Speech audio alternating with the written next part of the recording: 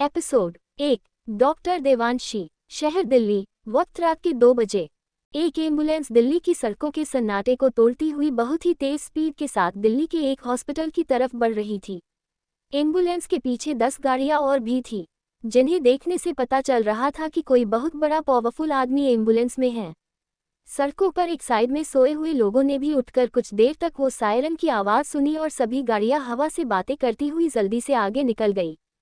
City hospital. चारों तरफ एक हबड़ा तबड़ी मची हुई है। पूरे हॉस्पिटल की खामोशी एक फ़ोन कॉल खा गई थी, जिसके आते ही बड़े डॉक्टर हिमांशु यादव साहब ने पूरे स्टाफ को काम पर लगा दिया था। कुछ नर्स ऑपरेशन थिएटर तैयार कर रही थी, तो कुछ वार्ड बॉय डॉक्टर के साथ हॉस्पिटल के मेन गेट पर एम्बुलेंस के आने का इंतजार कर रहे थे।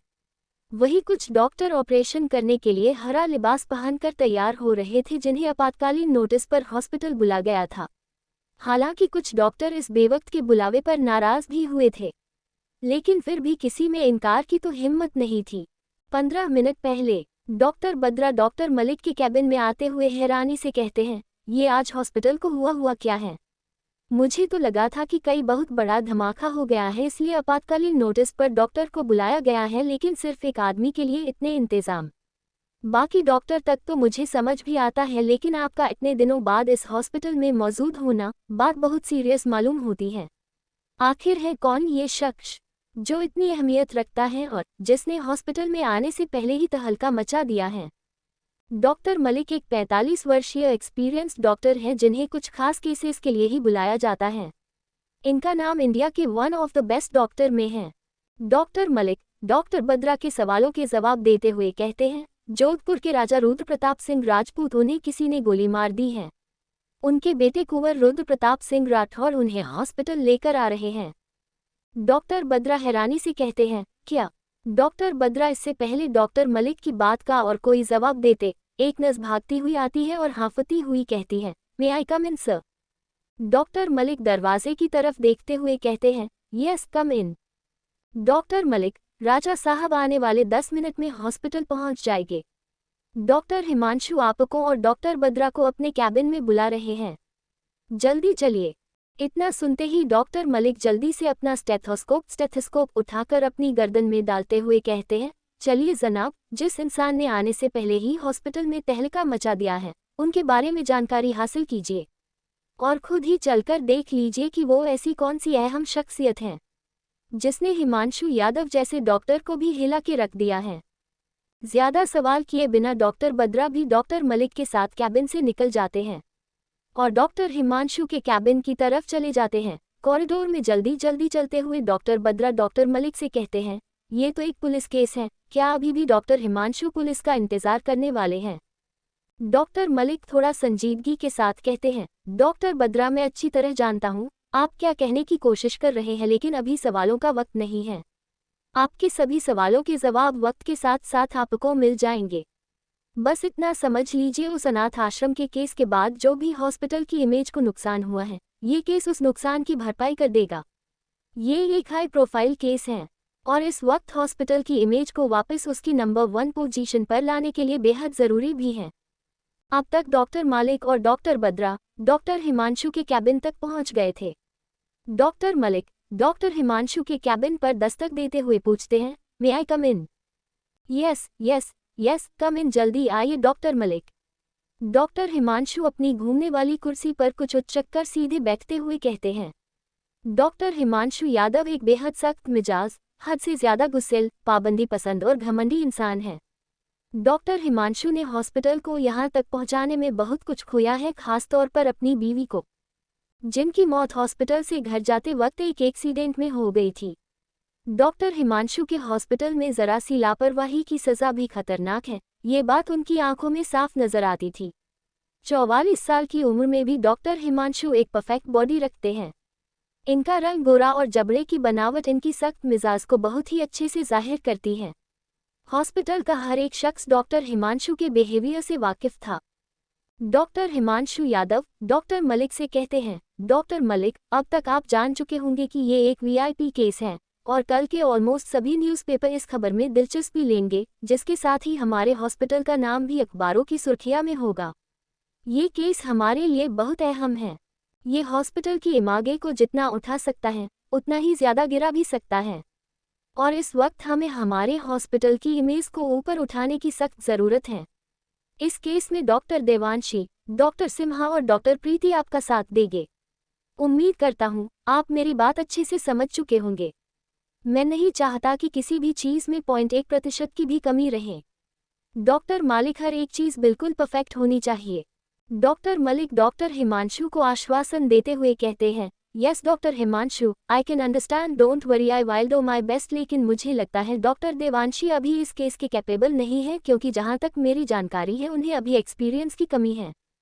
डॉक्टर हिमांशु डॉक्टर मलिक को समझते हुए कहते हैं, डॉक्टर मालिक, आप ये बात इसलिए कह रहे हैं क्योंकि आपने अभी तक डॉक्टर देवांशी का काम नहीं देखा है और डॉक्टर को सेलेक्ट मैंने किया है, इसका मतलब कुछ तो खास जरूर होगा डॉक्टर देवांशी में, जो आज वो इंडिया के बेस्ट डॉक्टर मलिक के साथ ऑपरेशन थिएटर में इतना इम्पोर्टेंट केस हैंडल करने के लिए चुनी गई है। और मत भूलिए आखिर डॉक्टर देवांशी कौन है और इस हॉस्पिटल में क्या अहमियत रखती है। डॉक्टर हिमांशु की इस तकरीर के बाद डॉक्टर मलिक के पास कुछ नहीं था कहने के लिए। तभी डॉक्टर हिमांशु के कैबिन पर दस्तक होती है और एक बहुत ही मीठी सी आवाज़ आती है, मे आई कम इन सर? यस डॉक्टर देवांशी, कम इन। डॉक्टर देवांशी एक 24 साल की कत्थई और बड़ी आंखों वाली बेहद ही खूबसूरत लड़की है जिसका रंग गोरा और कद लगभग 5 फुट 9 इंच है। मेकअप के नाम पर आंखों में काजल और माथे पर एक छोटी काली बिंदी के अलावा कुछ भी नहीं। काले लंबे रेशमी बाल जो हद से ज्यादा शरारती है, इसलिए हमेशा एक लंबी चोटी में एक काली हेयरबैंड या फिर गर्दन के पास घूमकर एक किलेचर में कसकर जकड़े हुए रहते हैं। डॉक्टर देवांशी को देखते ही डॉक्टर हिमांशु के चेहरे पर एक ईविल स्माइल आ जाती है और वो डॉक्टर देवांशी को देखते हुए पूछते हैं, is everything ready doctor Devanshi? Doctor Devanshi doctor Himanshu की आंखों में आंखें डालकर एक सख्त लहजे के साथ कहती है, yes sir. Doctor Himanshu doctor Bhadra को कुछ पेपर देते हुए कहते हैं, इन पेपर में इस केस की सभी डिटेल शामिल हैं। आप राजा साहब की फैमिली के टच में रहकर ये खबर मीडिया तक पहुंचाएंगे। डॉक्टर बद्रा को डॉक्टर हिमांशु की बात कुछ खास अच्छी नहीं लगी थी, क्योंकि उन्हें लगा था कि उन्हें डॉक्टर मालिक के साथ ये केस हैंडल करने के लिए आपातकालीन नोटिस पर बुलाया गया है, लेकिन डॉक्टर हिमांशु ने उन्हें एक बहुत ही यूजलेस काम दिया था जिसकी उनकी नज़र में कोई अहमियत नहीं थी।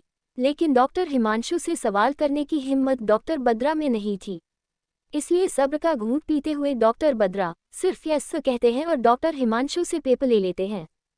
डॉक्टर हिमांशु एक सीरियस लुक के साथ कहते हैं, अब आप जा सकते हैं, राजा साहब के ऑपरेशन के बाद मुलाकात होगी। डॉक्टर बद्रा और डॉक्टर मालिक डॉक्टर हिमांशु के कैबिन से चले जाते हैं, लेकिन डॉक्टर देवांशी जैसे ही जाने के लिए आगे बढ़ती है तो एक जोरदार आवाज़ देवांशी के कदम रोक देती है। डॉक्टर हिमांशु डॉक्टर देवांशी से कहते हैं, डॉक्टर देवांशी, क्या मैंने आपको यहाँ से जाने की इजाज़त दी है? डॉक्टर देवांशी पीछे पलटती हुई धीरे से कहती है, नो सर। डॉक्टर हिमांशु अपनी चेयर से खड़े होकर डॉक्टर देवांशी के पास जाते हैं और डॉक्टर देवांशी के माथे पर आ रहे पसीने को अपने रुमाल से साफ करते हुए कहते हैं, डॉक्टर देवांशी, मुझे ऐसा क्यों लग रहा है कि जैसे आप कुछ परेशान हैं? डॉक्टर देवांशी एक गहरी सांस लेकर कहती हैं, no sir, I am fine. Doctor Devanshi, आप जानती हैं ना कि आपको इस केस के लिए क्यों चुना गया है, और अगर राजा साहब को कुछ भी हो गया तो क्या हो सकता है? डॉक्टर देवांशी गुस्से से डॉक्टर हिमांशु यादव की तरफ देखती है और कहती है, मुझे लगता है कि इस केस को सिर्फ अकेले मैं ही हैंडल नहीं कर रही हूँ, आपके हॉस्पिटल के और भी बेहतरीन डॉक्टर इस केस को हैंडल कर रहे हैं, इसलिए किसी भी चीज़ के लिए आप अकेले मुझे जिम्मेदार नहीं ठहरा सकते। और अगर आपको ऐसा लग रहा है कि मैं इस केस को हैंडल नहीं कर सकती तो आप शौक से मुझे इस केस से हटा भी सकते हैं। डॉक्टर हिमांशु डॉक्टर देवांशी के इस एटीट्यूड से गुस्सा होकर एक थप्पड़ खींचकर डॉक्टर देवांशी के गाल पर रसीद कर देते हैं। हालांकि डॉक्टर देवांशी डॉक्टर हिमांशु के बिहेवियर से वाकिफ थी, लेकिन फिर भी उन्हें इस वक्त इस थप्पड़ का अंदाज़ा नहीं था। डॉक्टर हिमांशु अपनी चौड़ी हथेली से डॉक्टर देवांशी का जबड़ा पकड़कर जोर से कसते हैं और डॉक्टर देवांशी को अपने कैबिन की दीवार से सटाकर गुस्से से कहते हैं, कितनी बार समझाया है अपने होने वाले हस्बैंड से, यानी कि मुझसे तमीज़ से बात किया करो। क्या तुम भूल गई हो कि तुम्हारी औकात सिर्फ एक 2 कौड़ी की अनाथ लड़की की है जिसे मैंने यहाँ तक पहुँचाया है? मेरा बिना तुम्हारा कोई अस्तित्व नहीं, और अगर मैं चाहूँ तो तुम्हारा वो अनाथ आश्रम भी मिनटों में धूल में मिला दूँ। तुम क्यों भूल जाती हो जहाँ से तुम आई हो? उस अनाथ आश्रम की एक एक ईंट मेरी कर्जदार है और तुम्हें तो अच्छी तरह पता है मुझे अपना कर्जा वसूल करना बहुत अच्छे से आता है। देवांशी का दिल आंसुओं से भर गया था, लेकिन देवांशी उन आंसुओं का एक कतरा भी अपनी आंखों तक नहीं पहुंचने देती, लेकिन फिर भी अपने होठों को डर से कांपने से नहीं रोक पाती। और डॉक्टर देवांशी के कांपते हुए होठ डॉक्टर हिमांशु के होठों पर एक बहुत ही गंदी स्माइल ले आते हैं, जिसे देखकर देवांशी अपनी आंखें बंद कर लेती है। डॉक्टर हिमांशु अपनी पकड़ देवांशी के जबड़े पर कसते हुए डॉक्टर देवांशी के कान में धीरे से कहते हैं, डॉक्टर देवांशी, तुम्हारी यही डर से भरी हुई आंखें और कांपते हुए होठ अक्सर मेरे गुस्से को कुछ बुरा करने से रोक देते हैं। मैं ये डर हमेशा तुम्हारी आंखों में देखना चाहता हूँ। हमेशा याद रखो मैं कौन हूँ और क्या कर सकता हूँ। Doctor Devanshi, I am your owner, everything of your life is in my control. इतना कहकर डॉक्टर हिमांशु अपने होठ देवांशी के होठों की तरफ बढ़ा देते हैं, और जब डॉक्टर देवांशी डॉक्टर हिमांशु की पकड़ से छूटने की कोशिश करती है, तो डॉक्टर हिमांशु अपनी पकड़ को देवांशी के जबड़े पर कसते हुए कहते हैं, माय फ्यूचर वाइफ, शायद तुम भूल रही हो तुम्हारे एक इनकार पर क्या क्या हो सकता है। देवांशी की आंखों से आंसू का एक लड़ी उसकी बिना मर्जी से निकलकर उसके गालों पर आ जाती है, और वो अपनी मुट्ठी को सब कुछ बर्दाश्त करने के लिए कसकर बंद कर लेती है। और डॉक्टर हिमांशु एक ईविल स्माइल के साथ अपने होठ देवांशी के होठों की तरफ बढ़ा देते हैं। एपिसोड 2, कुंवर साहब, ये दिल्ली है, आपके राजस्थान की रियासत नहीं। डॉक्टर हिमांशु अपनी पकड़ देवांशी के जबड़े पर कसते हुए डॉक्टर देवांशी के कान में धीरे से कहते हैं, डॉक्टर देवांशी, तुम्हारी यही डर से भरी हुई आंखें और कांपते हुए होठ अक्सर मेरे गुस्से को कुछ बुरा करने से रोक देते हैं। मैं ये डर हमेशा तुम्हारी आंखों में देखना चाहता हूँ। हमेशा याद रखो मैं कौन हूँ और क्या कर सकता हूँ। Doctor Devanshi, I am your owner, everything of your life is in my control. इतना कहकर डॉक्टर हिमांशु अपने होठ देवांशी के होठों की तरफ बढ़ा देते हैं, और जब डॉक्टर देवांशी डॉक्टर हिमांशु की पकड़ से छूटने की कोशिश करती है, तो डॉक्टर हिमांशु अपनी पकड़ को देवांशी के जबड़े पर कसते हुए कहते हैं, माय फ्यूचर वाइफ, शायद तुम भूल रही हो तुम्हारे एक इनकार पर क्या क्या हो सकता है। देवांशी की आंखों से आंसू का एक लड़ी उसकी बिना मर्जी से निकलकर उसके गालों पर आ जाती है, और वो अपनी मुट्ठी को सब कुछ बर्दाश्त करने के लिए कसकर बंद कर लेती है। और डॉक्टर हिमांशु एक ईविल स्माइल के साथ अपने होठ देवांशी के होठों की तरफ बढ़ा देते हैं। अब आगे डॉक्टर हिमांशु के होठ जैसे ही डॉक्टर आरुषि के होठों को छूने वाले होते हैं, तभी फोन की घंटी बजती है, जिसे सुनकर डॉक्टर हिमांशु को गुस्सा तो बहुत आता है, लेकिन वो डॉक्टर देवांशी का चेहरा छोड़ देते हैं और जल्दी से कॉल रिसीव करते हैं। डॉक्टर हिमांशु की पकड़ से आज़ाद होकर डॉक्टर देवांशी को अपने अंदर जान बाकी होने का एहसास होता है। डॉक्टर देवांशी एक गहरी सुकून की सांस लेती है और जल्दी से अपने बिखरे हुए बाल ठीक करती है। डॉक्टर हिमांशु फोन पर बात करके डॉक्टर देवांशी से कहते हैं, डॉक्टर देवांशी, राजा साहब आ चुके हैं और मैं उम्मीद करता हूँ तुम मेरी बात बहुत अच्छे से समझ गई होगी। ये केस जितना इस हॉस्पिटल के लिए अहम है, उससे कहीं ज़्यादा अहम ये तुम्हारे उस 2 कौड़ी के अनाथ आश्रम के लिए है, क्योंकि जो मुझे चाहिए वो तो मैं किसी न किसी तरह हासिल कर ही लूँगा, लेकिन अगर तुम इस केस के बाद फेम हासिल न कर सकी तो मैं ये शादी तोड़ दूंगा और उसके बाद तुम्हारे उस छोटे और गंदे आश्रम की जगह बनेगा मेरा एक साफ सुथरा बेहतरीन इंडिया का नंबर 1 हॉस्पिटल, जहाँ सिर्फ और सिर्फ VIP केसेस ही अटेंड किए जाएंगे, और तुम अपनी पूरी जिंदगी उस हॉस्पिटल में काम करके उस कर्जे को उतरोगी जो तुम्हारे माथे पर पसीने के रूप में चमक रहा है। राजा साहब का ये केस तुम्हारे लिए एक ग्रेट अपॉर्चुनिटी है अपने नाम को सिटी हॉस्पिटल के साथ ऊंचा उठाने की।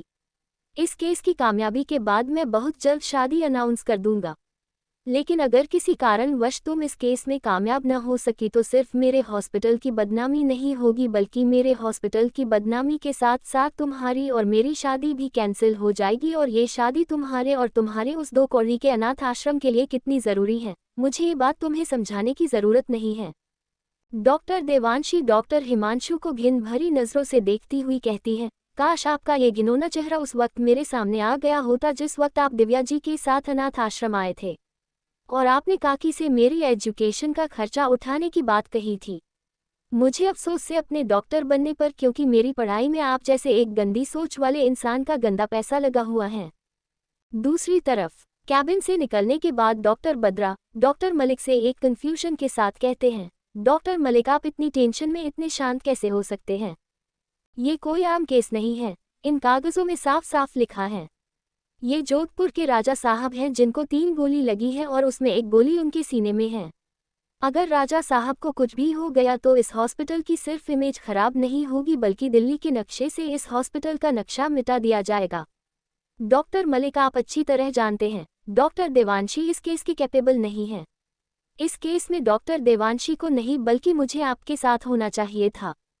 डॉक्टर मलिक डॉक्टर बद्रा को समझाते हुए कहते हैं, सॉरी डॉक्टर बद्रा, लेकिन मैं इस मसले में कुछ नहीं कर सकता और ये बात आप भी अच्छी तरह जानते हैं कि डॉक्टर देवांशी को यहाँ तक लाने में डॉक्टर हिमांशु ने क्या क्या किया है, वो भी सिर्फ अपने हॉस्पिटल की इमेज के लिए। अगर डॉक्टर देवांशी खुद भी इस केस से हटना चाहे तो वो नहीं हट सकती। और वैसे भी अगर डॉक्टर हिमांशु ने डॉक्टर देवांशी को इस केस के लिए चुना है तो कुछ सोच समझकर ही चुना होगा। डॉक्टर देवांशी में एक्सपीरियंस की कमी है, ये बात सच है, लेकिन इस सच के साथ एक सच और भी जुड़ा हुआ है और वो ये है कि डॉक्टर देवांशी की हिम्मत उनकी इस एक कमी पर अक्सर भारी पड़ जाती है। और मुझे लगता है डॉक्टर हिमांशु इस बात को बखूबी समझते हैं, इसलिए आज उन्होंने डॉक्टर देवांशी को इस केस में मेरा साथ देने के लिए चुना है। और रही बात इस हॉस्पिटल की इमेज की, तो उसकी आप ज़्यादा फिक्र मत कीजिए, क्योंकि जिसका ये हॉस्पिटल है वो इंसान इसकी इमेज को दांव पर लगाने के लिए तैयार है। लेकिन फिर भी मुझे ये जानकर अच्छा लगा कि आपको इस हॉस्पिटल की इमेज की इतनी परवाह है। इसी परवाह के साथ वो काम कीजिए जो डॉक्टर हिमांशु ने आपको करने के लिए कहा है। लेकिन डॉक्टर मलिक, मेरी बात तो।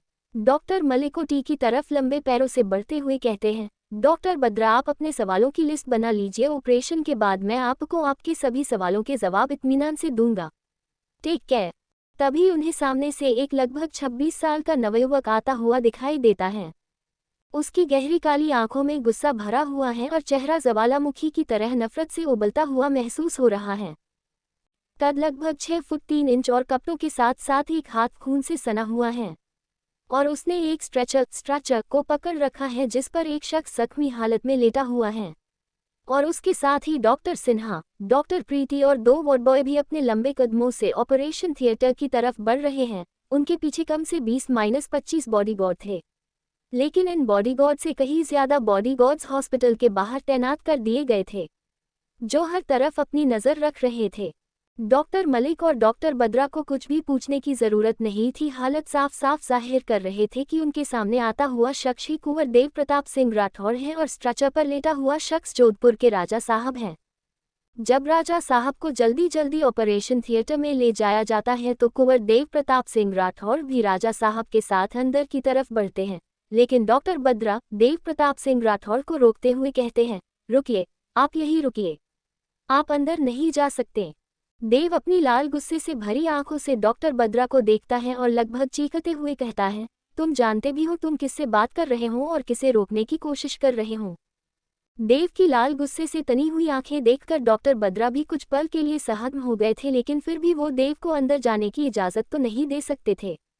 डॉक्टर बद्रा देव को समझाते हुए कहते हैं, सॉरी सर, लेकिन आप अंदर नहीं जा सकते, बेहतर होगा आप यहीं रुककर इंतजार कीजिए।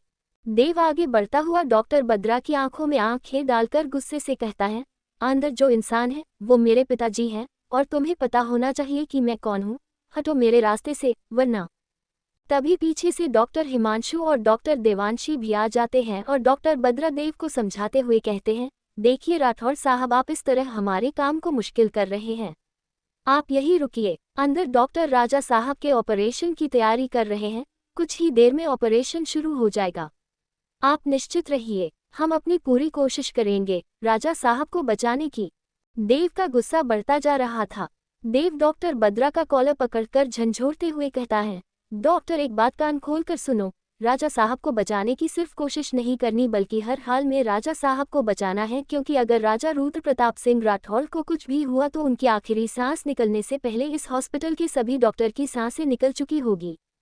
डॉक्टर देवांशी आगे बढ़कर देव के हाथों को डॉक्टर बद्रा के कॉलर से हटाती है और देव की आंखों में आंखें डालकर देखती हुई बहादुरी से कहती है, कुंवर देव प्रताप सिंह राठौर साहब, ये दिल्ली का एक हॉस्पिटल है, आपके राजस्थान की रियासत नहीं, जहाँ की हवाएं भी आपकी गुलाम हैं। अगर आप राजा रुद्र प्रताप सिंह राठौर साहब को सही सलामत देखना चाहते हैं तो डॉक्टर को अपना काम करने दीजिए, इस तरह आप हमारे काम अड़चन डाल रहे हैं, आप अंदर नहीं जा सकते, इसका मतलब नहीं जा सकते, और अगर आप जबरदस्ती करने की कोशिश करेंगे तो सॉरी टू से, लेकिन हम राजा साहब का इलाज नहीं कर पाएंगे। एपिसोड 3। डॉक्टर साहिबा, सजा तुम्हें जरूर मिलेंगी। देव का गुस्सा बढ़ता जा रहा था। देव डॉक्टर बद्रा का कॉलर पकड़कर झंझोरते हुए कहता है, डॉक्टर एक बात कान खोल कर सुनो, राजा साहब को बचाने की सिर्फ कोशिश नहीं करनी बल्कि हर हाल में राजा साहब को बचाना है, क्योंकि अगर राजा रुद्र प्रताप सिंह राठौर को कुछ भी हुआ तो उनकी आखिरी सांस निकलने से पहले इस हॉस्पिटल के सभी डॉक्टर की सांसें निकल चुकी होगी। डॉक्टर देवांशी आगे बढ़कर देव के हाथों को डॉक्टर बद्रा के कॉलर से हटाती है और देव की आंखों में आंखें डालकर देखती हुई बहादुरी से कहती है, कुंवर देव प्रताप सिंह राठौर साहब, ये दिल्ली का एक हॉस्पिटल है, आपके राजस्थान की रियासत नहीं, जहाँ की हवाएं भी आपकी गुलाम हैं। अगर आप राजा रुद्र प्रताप सिंह राठौर साहब को सही सलामत देखना चाहते हैं तो डॉक्टर को अपना काम करने दीजिए। इस तरह आप हमारे काम अड़चन डाल रहे हैं। आप अंदर नहीं जा सकते, इसका मतलब नहीं जा सकते, और अगर आप जबरदस्ती करने की कोशिश करेंगे तो सॉरी टू से, लेकिन हम राजा साहब का इलाज नहीं कर पाएंगे। अब आगे। देव एक मामूली सी डॉक्टर को खुद से इस तरह बात करता देख गुस्से से बुरी तरह भून गया था। वो गुस्से से देवांशी की आंखों में देखता हुआ कहता है, डॉक्टर साहिबा, अगर इतना ही कुछ जानती हो हमारे और हमारी रियासत के बारे में तो अपनी इन बेखौफ नज़रों में खौफ को हद से ज़्यादा जगह दो। कहीं ऐसा न हो राजस्थान का ये तूफान तुम्हारे इस हॉस्पिटल को रेत का एक ढेर बना दे और उड़ती हुई धूल में तुम अपनी इस 2 कौड़ी की अकड़ को धुआं होते हुए देखो। देवांशी बिजली की तरह कड़कती हुई देव की आंखों में आंखें डालकर कहती है, राठौर साहब, आप शायद ये भूल रहे हैं, लेकिन जब तक ये तूफान इस हॉस्पिटल को रेत करेगा तब तक इस तूफान की दुनिया उजड़ चुकी होगी। राजा साहब को इस वक्त इलाज की ज़रूरत है, इस तूफान की ताक की नहीं। बेहतरी इसी में है कि आप हमें अपना काम करने दें। देव खा जाने वाली नज़रों से देवांशी को घूर रहा था। डॉक्टर हिमांशु आगे बढ़कर देव को समझाते हुए कहते हैं, 1 मिनट राठौर साहब, 1 मिनट। देखिए, हम राजा साहब को कुछ नहीं होने देंगे, आप निश्चिंत रहिए और प्लीज़ भरोसा कीजिए। डॉक्टर को अपना काम करने दीजिए। जो कुछ भी अंदर हो रहा है, अगर आप वो सब अपनी आंखों से देखना चाहते हैं तो आप मेरे साथ मेरे कैबिन में चलिए। वहाँ मैं अपने लैपटॉप में आपको ऑपरेशन थिएटर की सीसीटीवी फुटेज में सब कुछ लाइव होता हुआ दिखा देता हूँ। इससे डॉक्टर को भी कोई परेशानी नहीं होगी और आप भी अपने पिताजी से दूर नहीं होंगे। आप उन्हें आसानी से देख सकेंगे। डॉक्टर हिमांशु की बात सुनकर देव कुछ शांत हो जाता है। डॉक्टर की ये बात देव को कुछ समझ में आती हुई महसूस होती है और वो डॉक्टर देवांशी को गुस्से से देखता हुआ कहता है, डॉक्टर साहिबा, कुंवर देव प्रताप सिंह राठौर के सामने ऊंची आवाज में बात करने की सजा तुम्हें जरूर मिलेगी।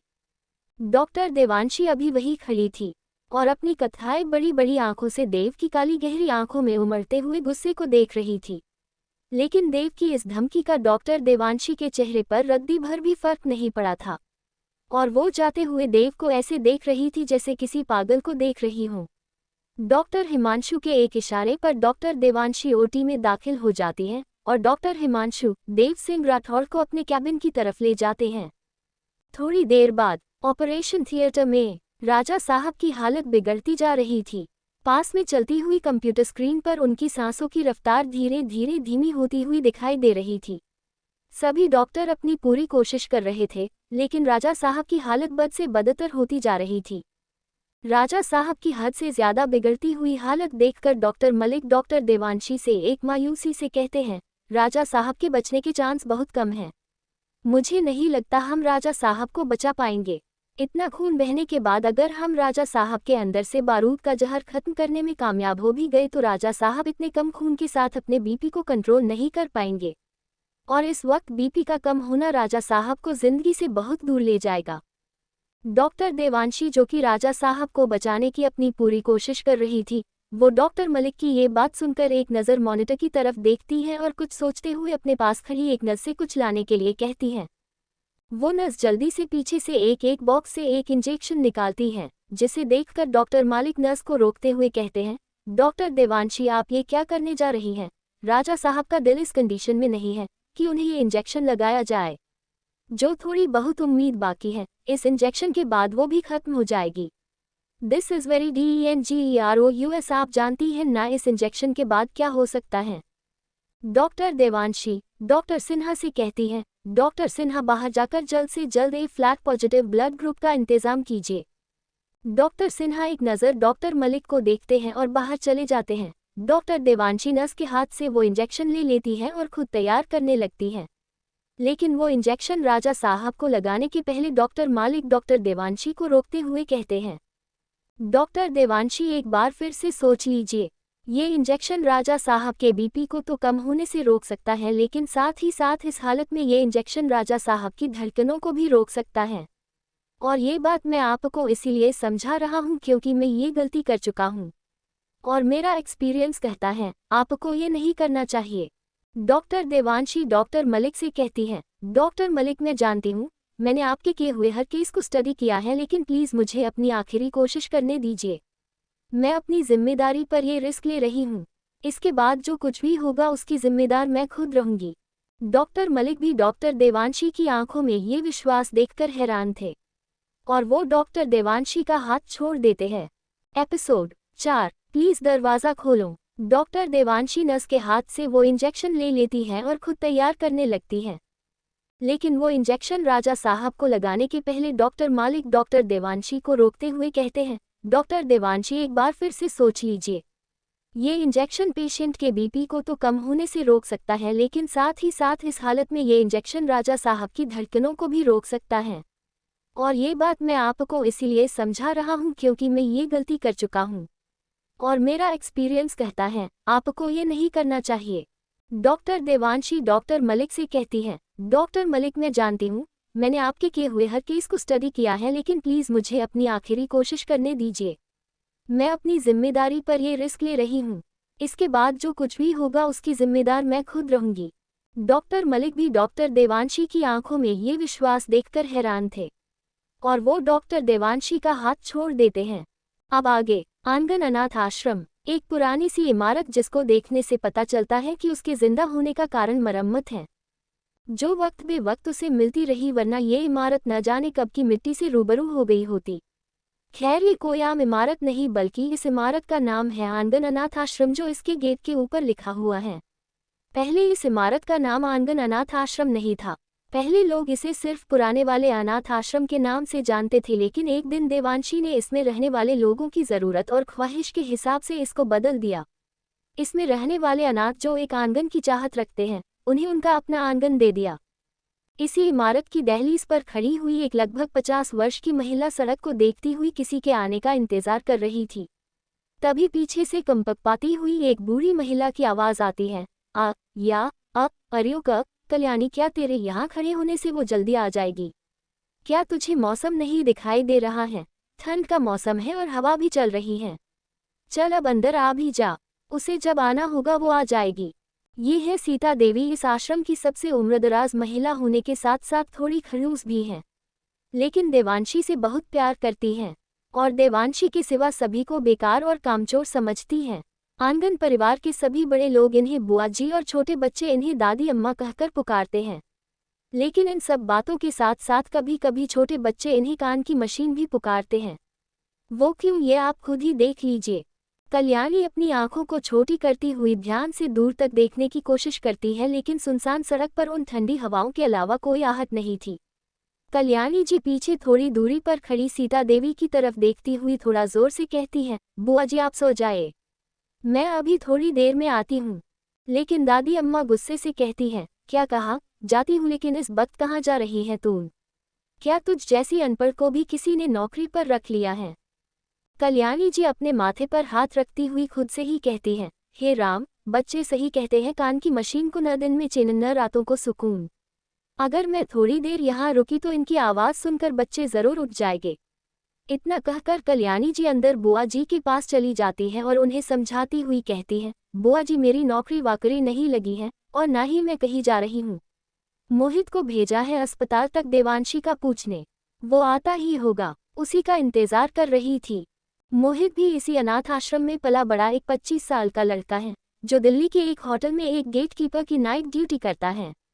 लेकिन आज कल्याणी जी की फ़ोन कॉल पर अपना काम अपने साथ काम करने वाले दूसरे सहायक को सौंपकर हॉस्पिटल चला गया था आरुषि के बारे में पता करने। बुआ जी को जब इस बारे में पता चलता है तो वो कल्याणी जी पर गुस्सा करते हुए कहती है, अरे होशियार चंद, ये क्या किया तूने? क्या तुझे नहीं पता अगर बड़े डॉक्टर साहब को पता चलेगा तो वो फिर देवांशी को खरी खोटी सुनाएंगे? भला क्या ज़रूरत थी उस बेचारे को परेशान करने की? कल्याणी जी अपनी फिक्र जाहिर करती हुई कहती है, बुआ, मोहित को न भेजती तो क्या करती। आप तो जानती ही हैं, देवांशी कल सुबह सवेरे हॉस्पिटल गई थी और अब सुबह के 4 बज चुके हैं। भला कोई 24 घंटे काम कैसे कर सकता है। ना कोई फोन, ना कोई खबर, आखिर कब तक सब्र को इंतजार की हद में रखूं। कुछ समझ नहीं आ रहा, आखिर हो क्या रहा है। दूसरी तरफ देव प्रताप सिंह राठौर डॉक्टर हिमांशु के कैबिन में उनके लैपटॉप पर ऑपरेशन थिएटर में हो रही एक एक मूवमेंट को देख रहे थे।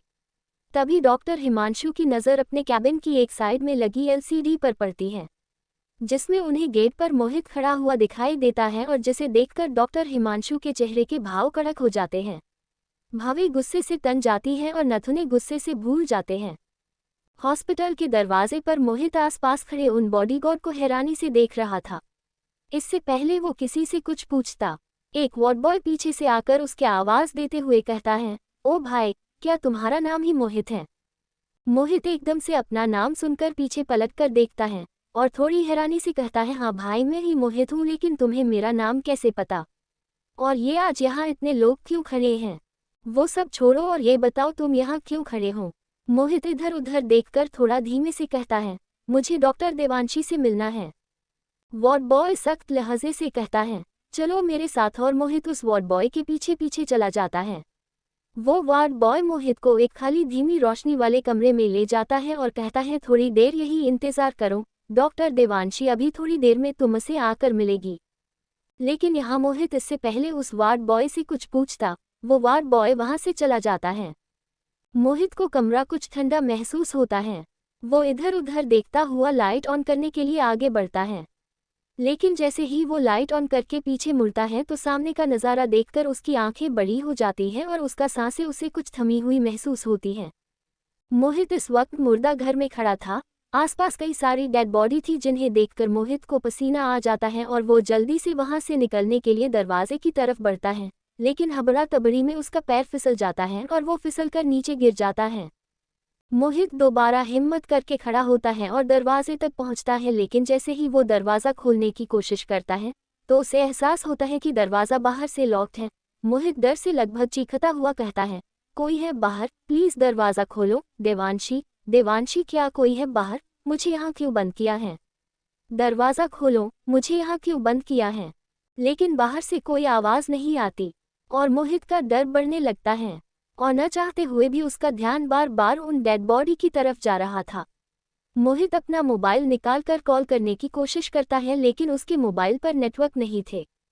बहुत कोशिश करने के बाद भी जब दरवाज़ा नहीं खुलता तो मोहित दरवाजे के पास बैठ जाता है और किसी के आने का इंतज़ार करने लगता है। लगभग 15 मिनट एक आवाज़ उसके कानों में पड़ती है और मोहित फौरन दरवाजे की तरफ देखता है। कुछ ही पलों बाद मुर्दा घर का दरवाज़ा खुल जाता है, लेकिन सामने खड़े शख्स को देखने के बाद भी मोहित को कुछ खास खुशी नहीं होती। उसके चेहरे पर मायूसी छा जाती है। ये डॉक्टर हिमांशु थे जो एक शैतानी मुस्कान के साथ अंदर आते हैं और मोहित के चेहरे की मायूसी को देखकर कहते हैं, क्या हुआ, अच्छा नहीं लगा इतने दिनों बाद मुझे देखकर? हम दोनों की मुलाकात लगभग 3 महीने बाद हो रही है। कहो कैसे आना हुआ? मोहित डॉक्टर हिमांशु की बात का कोई जवाब नहीं देता और वहां से जाने की कोशिश करता है, लेकिन डॉक्टर हिमांशु मोहित का रास्ता रोकते हुए कहते हैं, अरे क्या हुआ, लगता है तुम्हें मुर्दाघर में बिताए हुए ये 15 मिनट कुछ खास पसंद नहीं आए। लेकिन सच पूछो मुझे तो बहुत मज़ा आया। जब तुम्हें बाहर देखा तो मन तो किया कि तुम्हें इस मुर्दाघर में ही इन मुर्दों का साथी बना दूं, लेकिन मजबूर था। खैर, एक दिन ऐसा ज़रूर आएगा जिस दिन तुम इस मुर्दाघर में मुर्दों के साथ आराम करोगे। मोहित डॉक्टर हिमांशु की आंखों में देखता हुआ गुस्से से कहता है, डॉक्टर साहब, हद से ज़्यादा सपने देखना भी एक बीमारी होती है, कहीं अचानक से कुछ बहुत बुरा ना हो जाए। खुद को इस तरह उल्टा जवाब मिलता देख डॉक्टर हिमांशु एक जोरदार मुक्का मोहित की नाक पर मारते हैं और मोहित इस जोरदार घुसे से एक तरफ जाकर गिरता है, लेकिन उसका सिर दरवाज़ा से टकरा जाता है और उसके सिर और नाक के पास से खून छलकने लगता है। डॉक्टर हिमांशु मोहित का कॉलर पकड़कर उसे खड़ा करते हैं और गुस्से से कहते हैं, एक बार देवांशी और मेरी शादी हो जाए उसके बाद मैं देखता हूँ कि इस ज़बान से शब्द कैसे बाहर आते हैं। तुमसे मैंने मना किया था देवांशी से मिलने से, तो क्यों आए हो? क्या तुम भूल गए जब तुमने पिछली बार देवांशी से मिलने की कोशिश की थी तो मैंने तुम्हारी अच्छी खासी ड्यूटी को परमानेंट नाइट शिफ्ट में करा दिया था?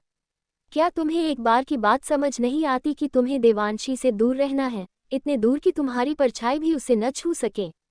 देवांशी सिर्फ मेरी है, सुना तुमने, वो सिर्फ मेरी है। डॉक्टर हिमांशु जैसे ही दूसरी बार मोहित को मारने के लिए हाथ उठाते हैं तो देवांशी वहां आ जाती है और डॉक्टर हिमांशु का हाथ पकड़कर उन्हें रोकते हुए मोहित को डॉक्टर हिमांशु की पकड़ से आज़ाद कराती है। Episode 5 this is not good जान। मोहित डॉक्टर हिमांशु की आंखों में देखता हुआ गुस्से से कहता है, डॉक्टर साहब, हद से ज्यादा सपने देखना भी एक बीमारी होती है, कहीं अचानक से कुछ बहुत बुरा न हो जाए। खुद को इस तरह उल्टा जवाब मिलता देख डॉक्टर हिमांशु एक जोरदार मुक्का मोहित की नाक पर मारते हैं और मोहित इस जोरदार घुसे से एक तरफ जाकर गिरता है, लेकिन उसका सिर दरवाजा से टकरा जाता है और उसके सिर और नाक के पास से खून छलकने लगता है। डॉक्टर हिमांशु मोहित का कॉलर पकड़कर उसे खड़ा करते हैं और गुस्से से कहते हैं, एक बार देवांशी और मेरी शादी हो जाए, उसके बाद मैं देखता हूँ कि इस जबान से शब्द कैसे बाहर आते हैं। तुमसे मैंने मना किया था देवांशी से मिलने से, तो क्यों आए हो? क्या तुम भूल गए जब तुमने पिछली बार देवांशी से मिलने की कोशिश की थी तो मैंने तुम्हारी अच्छी खासी ड्यूटी को परमानेंट नाइट शिफ्ट में करा दिया था? क्या तुम्हें एक बार की बात समझ नहीं आती कि तुम्हें देवांशी से दूर रहना है, इतने दूर कि तुम्हारी परछाई भी उसे न छू सके? देवांशी सिर्फ मेरी है, सुना तुमने, वो सिर्फ मेरी है। डॉक्टर हिमांशु जैसे ही दूसरी बार मोहित को मारने के लिए हाथ उठाते हैं तो देवांशी वहां आ जाती है और डॉक्टर हिमांशु का हाथ पकड़कर उन्हें रोकते हुए मोहित को डॉक्टर हिमांशु की पकड़ से आज़ाद कराती है। अब आगे देवांशी एक नज़र मोहित के चेहरे को देखती है और गुस्से से कहती है, डॉक्टर हिमांशु, ये आप क्या कर रहे हैं? क्या मैं जान सकती हूँ आज इसने ऐसा कौन सा गुनाह कर दिया आपकी शान में जिसकी आप इसे सज़ा दे रहे हैं? आप आखिर खुद को समझते क्या हैं? मत भूलिए, अगर आंगन परिवार के एक भी सदस्य को कुछ भी हुआ तो ये देवांशी भी चुप नहीं रहेगी। आपके काले कारनामों को जानने के बाद अगर मैं चुप हूं तो इसका मतलब ये नहीं कि सच्चाई बदल गई है। सच्चाई आज भी वही है जो कल थी। देवांशी की बात सुनकर डॉक्टर हिमांशु के चेहरे पर एक शैतानी मुस्कान आ जाती है और वो डॉक्टर देवांशी को ऊपर से नीचे तक घूरते हुए कहते हैं, डॉक्टर देवांशी, मुझे तो सब कुछ याद है, लेकिन तुम क्यों हर बार भूल जाती हो कि कुछ भी साबित करने के लिए सबूत का होना बहुत ज़रूरी होता है? तुम वो सब कैसे साबित करोगी जिसकी सच्चाई के सबूत का एक कतरा भी तुम्हारे पास नहीं? डॉक्टर हिमांशु डॉक्टर देवांशी के चेहरे पर परेशानी की शिकन को देखकर उसका मजाक बनाने के लहजे में कहते हैं, डॉक्टर देवांशी, क्या आप इस विषय पर थोड़ी रोशनी डालने की कोशिश करेगी कि आप कैसे मेरी सच्चाई दुनिया के सामने लेकर आओगी? देवांशी के पास इस सवाल का कोई जवाब नहीं था, फिर भी वो एक विश्वास के साथ कहती है, डॉक्टर हिमांशु, शायद आप भूल रहे हैं, लेकिन हर बार सच्चाई को सामने आने के लिए सबूत की जरूरत नहीं पड़ती। कभी कभी बिन सबूत और बिन गवाह के भी फैसले सुना दिए जाते हैं और सजा भी दे दी जाती है। एक अदालत ऐसी भी है जो सबूत की मोहताज नहीं है। डॉक्टर हिमांशु डॉक्टर ईशानी की तरफ बढ़ते हैं और मोहित को देवांशी से दूर करते हुए कहते हैं, my religious future wife, I am impressed, you know what, Divya भी तुम्हारी तरह धार्मिक और बहादुर थी। भगवान पर विश्वास करना अच्छी बात होती है, लेकिन अंधविश्वास दिस इज नॉट गुड जान। क्या भगवान जी मेरे हॉस्पिटल में आने वाले हैं मुझे सजा देने के लिए? और रही बात मरने के बाद की, तो मेरी सजा तुम्हारे उस अनाथ आश्रम में रहने वाले लोगों की परेशानी को दूर नहीं कर सकती। डॉक्टर हिमांशु डॉक्टर देवांशी की आंखों में आंखें डालकर गुस्से से कहते हैं, अब मेरी बात ध्यान से सुनो, हमारे बीच जो डील हुई थी उसके मुताबिक तुम एक अच्छे नाम के साथ मुझसे शादी करोगी और जो भी तुम मेरे बारे में जानती हो उसको अपने अंदर दफन करोगी, जिसके बदले में मैं उस अनाथ आश्रम की जमीन को उसमें रहने वाले उन अनाथों को दान में दे दूंगा और अपने उन काम को भी बंद कर दूंगा जिनसे तुम नाराज हो। हालांकि मेरी नज़र में वो कोई गलत काम नहीं है, लेकिन फिर भी मैं अपनी मोहब्बत के लिए इतना तो कर ही सकता हूँ। लेकिन अगर तुम फेम हासिल न कर सकी तो तुम हमेशा मेरी गुलाम बनकर मेरे साथ रहोगी और मैं उस अनाथ आश्रम की जगह अपना एक विशाल और बेहतरीन हॉस्पिटल बनाऊंगा और उस हॉस्पिटल में हर वो काम होगा जो मैं चाहूँगा और तुम एक गुलाम की तरह मेरा साथ दोगी। और अगर उस वक्त मुझे मेरे काम में तुम्हारी वजह से कोई अड़चन महसूस हुई तो मैं उस अड़चन को उस अनाथ आश्रम में रहने वाली एक एक अनाथ जान से दूर करूँगा और तुम कुछ नहीं कर पाओगी। सुना तुमने, तुम कुछ नहीं कर पाओगी। और अगर तुम चाहती हो कि ये लड़का अपनी बची कुची जिंदगी सुकून से जिए तो इससे कहो ये तुमसे दूर रहे, वरना मैं इसे इसकी जिंदगी से दूर कर दूंगा। देवांशी डॉक्टर हिमांशु को गुस्से से देख रही थी, लेकिन वो चुप रहने के लिए मजबूर थी। देवांशी मोहित के माथे से निकलते हुए खून को देखकर कहती है, मोहित जाओ यहाँ से, और चाहे कुछ भी हो जाए कभी भी हॉस्पिटल न आना। देवांशी को इतना मजबूर देखकर मोहित की आंखों में आंसू आ जाते हैं, लेकिन वो उन्हें बाहर नहीं आने देता और देवांशी से कहता है, काकी से क्या कहूँ, वो तुम्हारा इंतजार कर रही है। देवांशी डॉक्टर हिमांशु यादव की आंखों में देखती हुई सख्त लहजे से कहती है, काकी से कहना अभी अंधेरा घना है, उसमें ताक भी बहुत है, सुबह की पहली किरणें इस अंधेरे को जरूर तोड़ेंगी। मेरा नहीं, सुबह होने का इंतजार करें। और ये भी कहना वक्त देवांशी को लोगों का इलाज करने का हुनर बहुत अच्छे से सीखा रहा है। मोहित देवांशी का जवाब सुनकर एक विश्वास के साथ चला जाता है। डॉक्टर हिमांशु डॉक्टर देवांशी की कही बात का तंज अपने ऊपर महसूस कर रहे थे और देवांशी को खा जाने वाली नजरों से घूर रहे थे। मोहित के जाने के बाद डॉक्टर हिमांशु डॉक्टर देवांशी से कहते हैं, सुबह की ये पहली किरण भी मुझ जैसे ताकतवर अंधेरे की गुलाम है। ये एक मामूली सी किरण जिसके न तो आसमान का पता और न ही सूरज का, वो भला मुझ जैसे ताकतवर अंधेरे का क्या बिगाड़ सकती है। डॉक्टर देवांशी, मुझसे लड़ने की ख्वाहिश छोड़ दो। शायद मुझे तुम्हारी इस बेबसी की हालत पर कुछ रहम आ जाए और तुम्हारी परेशानियां भी कम हो जाएं।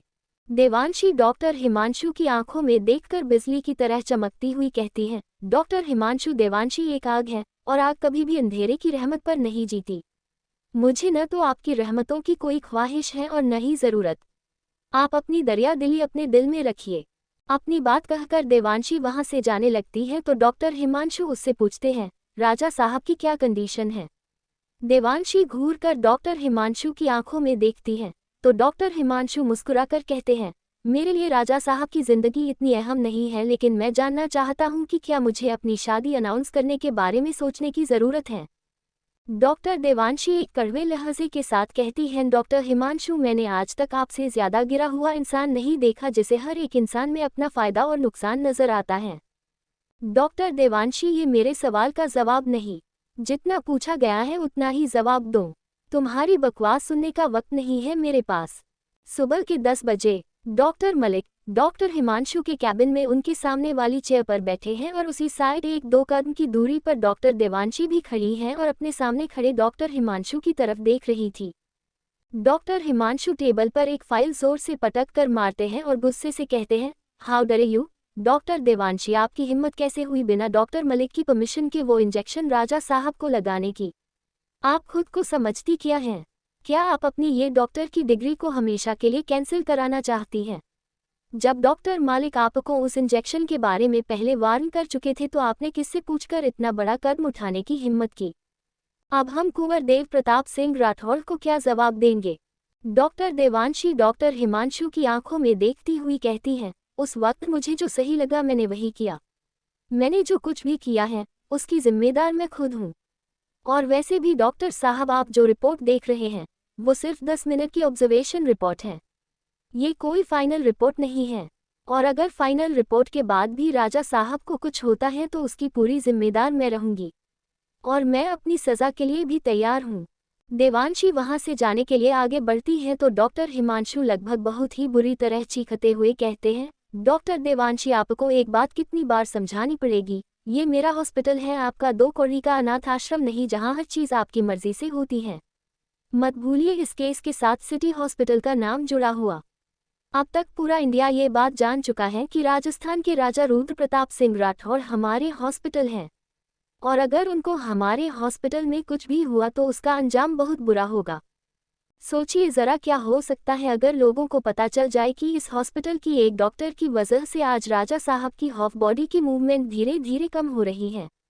और दुनिया की छोड़िए, सोचिए अगर ये बात हॉस्पिटल में मौजूद कुंवर देव प्रताप सिंह राठौड़ को पता चल गई तो क्या हो सकता है।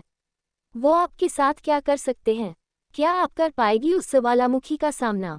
इस हॉस्पिटल को तबाह करने से पहले वो आपका इस दुनिया से आपका नामो निशान मिटा देंगे। डॉक्टर हिमांशु के मुंह से ये शब्द निकलते ही दरवाज़ा खुलने की एक जोरदार आवाज़ आती है। डॉक्टर देवांशी, डॉक्टर मलिक और डॉक्टर हिमांशु का ध्यान अचानक से आए इस आवाज़ पर जाता है और दरवाजे पर खड़े देव प्रताप सिंह राठौड़ को देखकर डॉक्टर हिमांशु और डॉक्टर मलिक की आंखें हैरानी से बड़ी हो जाती हैं। एपिसोड 6 6 देव की पकड़ देवांशी पर। सोचिए ज़रा, क्या हो सकता है अगर लोगों को पता चल जाए कि इस हॉस्पिटल की एक डॉक्टर की वजह से आज राजा साहब की हाफ बॉडी की मूवमेंट धीरे धीरे कम हो रही है और दुनिया की छोड़िए, सोचिए अगर ये बात हॉस्पिटल में मौजूद कुंवर देव प्रताप सिंह राठौड़ को पता चल गई तो क्या हो सकता है। वो आपके साथ क्या कर सकते हैं। क्या आप कर पाएगी उस ज्वालामुखी का सामना। इस हॉस्पिटल को तबाह करने से पहले वो इस दुनिया से आपका नामो निशान मिटा देंगे। डॉक्टर हिमांशु के मुंह से ये शब्द निकलते ही दरवाज़ा खुलने की एक जोरदार आवाज़ आती है। डॉक्टर देवांशी, डॉक्टर मलिक और डॉक्टर हिमांशु का ध्यान अचानक से आए इस आवाज़ पर जाता है और दरवाजे पर खड़े देव प्रताप सिंह राठौड़ को देखकर डॉक्टर हिमांशु और डॉक्टर मलिक की आंखें हैरानी से बड़ी हो जाती हैं। अब आगे देव राठौड़ अपनी लाल ज्वालामुखी की तरह चमकती हुई आंखों से डॉक्टर देवांशी को घूर रहा था। डॉक्टर हिमांशु और डॉक्टर मलिक को देव की आंखों में देवांशी की मौत साफ नजर आ रही थी। देव की गुस्से से तनी हुई नसें और कसी हुई मुट्ठी बता रही थी कि उसने डॉक्टर हिमांशु की कही हुई बात सुन ली है। इससे पहले देवांशी अपनी सफाई में कुछ कहती, देव आगे बढ़कर पल झपकते ही डॉक्टर देवांशी का गला पकड़कर उसे दीवार से सटा देता है और उसकी आंखों में नफरत से देखता हुआ कहता है, मैंने कहा था राजा साहब की आखिरी सांस निकलने से पहले मैं इस हॉस्पिटल के एक एक डॉक्टर की सांसें निकाल दूंगा और ये शुरुआत तुमसे होगी। देव की चौड़ी हथेली में देवांशी की गर्दन जकड़ी हुई थी और देव की आंखें देवांशी के लिए अंगारे बरसा रही थी। देव गुस्से से कहता है, डॉक्टर साहिबा, आज के बाद ये हॉस्पिटल कोई भी केस अटेंड नहीं करेगा। ये केस आपके और इस हॉस्पिटल की जिंदगी का आखिरी केस होगा। देवांशी की हालत कुछ भी बोलने की नहीं हो रही थी। देव की पकड़ देवांशी के गले से आवाज को निकलने की इजाजत नहीं दे रही थी। देवांशी देव के हाथ को अपनी गर्दन से हटाने की कोशिश कर रही थी, लेकिन देव की लाल गुस्से से दहकती हुई आंखें देवांशी की हिम्मत पर भारी पड़ रही थी। डॉक्टर हिमांशु देव को रोकने की कोशिश करते हुए कहते हैं, कुंवर सा रुक जाए, देखिए मेरी बात सुनिए। अभी भी उम्मीद खत्म नहीं हुई है। हम अपनी पूरी कोशिश कर रहे हैं। अभी डॉक्टर्स ने हार नहीं मानी है। और डॉक्टर हिमांशु की बात पर देव अपनी नफरत से भरी आंखों से उनकी तरफ देखता है, लेकिन देव की आंखों में मौत का सैलाब देखकर डॉक्टर हिमांशु की बात उनके गले में ही अटक जाती है। डॉक्टर मलिक आगे बढ़कर देव के हाथों को देवांशी के गले से हटाने की कोशिश करते हुए कहते हैं, कुंवर सा छोड़िए डॉक्टर देवांशी को। आप पूरी बात जाने बगैर इस तरह किसी भी फैसले पर नहीं पहुंच सकते हैं। ये सच है कि डॉक्टर देवांशी ने वो इंजेक्शन मेरी बिना मर्जी के लगाया था, लेकिन अगर उस वक्त राजा साहब को वो इंजेक्शन न दिया गया होता तो इस वक्त जिस हालत में राजा साहब हैं उस हालत में न होते, बल्कि राजा साहब की सांसें अब तक रुक चुकी होती। तभी डॉक्टर प्रीति बिना नॉक किए डॉक्टर हिमांशु का कैबिन खोलकर अंदर आती हुई कहती है, डॉक्टर देवांशी, डॉक्टर मलिक, जल्दी चलिए राजा साहब को। अभी डॉक्टर प्रीति के मुंह से इतना ही निकला था कि कैबिन का नज़ारा देखकर डॉक्टर प्रीति की आधी बात उनके गले में ही अटक जाती है। देव राजा साहब का नाम सुनते ही देवांशी के गले पर अपनी पकड़ कसते हुए गुस्से से चीखता हुआ कहता है, क्या हुआ राजा साहब को जल्दी बोलो। देवांशी की आंखें ऊपर की तरफ चढ़ने लगी थी। डॉक्टर प्रीति डर से कांपती हुई आवाज में कहती है, कुंवर साहब, अब राजा साहब की जान को कोई खतरा नहीं है। राजा साहब की पूरी बॉडी में खून सामान्य स्पीड के साथ दौड़ रहा है। दवाइयाँ पूरी बॉडी पर अपना असर कर रही हैं। He is out of danger और बहुत जल्द राजा साहब को होश भी आ जाएगा। आप चाहे तो चलकर उन्हें देख सकते हैं। कैबिन के हालात देखकर डॉक्टर प्रीति समझ गई थी कि आखिर यहाँ डॉक्टर देवांशी की गर्दन कुंवर सा की गिरफ्त में क्यों है। डॉक्टर प्रीति की बात सुनकर डॉक्टर मलिक और डॉक्टर हिमांशु के चेहरे पर खुशी की लहर आ जाती है। देव डॉक्टर प्रीति की बात सुनकर देवांशी की गर्दन से अपनी पकड़ ढीली करते हुए कहता है, लगता है अभी कुछ दिन और बाकी है डॉक्टरनी साहिबा आपकी इस बेमतलब की जिंदगी के। शुक्र अदा कीजिए अपने भगवान का कि राजा साहब को होश आ गया और हमने आपकी जान बख्श दी, वरना। इतना सब कुछ होने के बाद भी देवांशी की आंखों में देव का खौफ नहीं बल्कि देव के लिए गुस्सा था।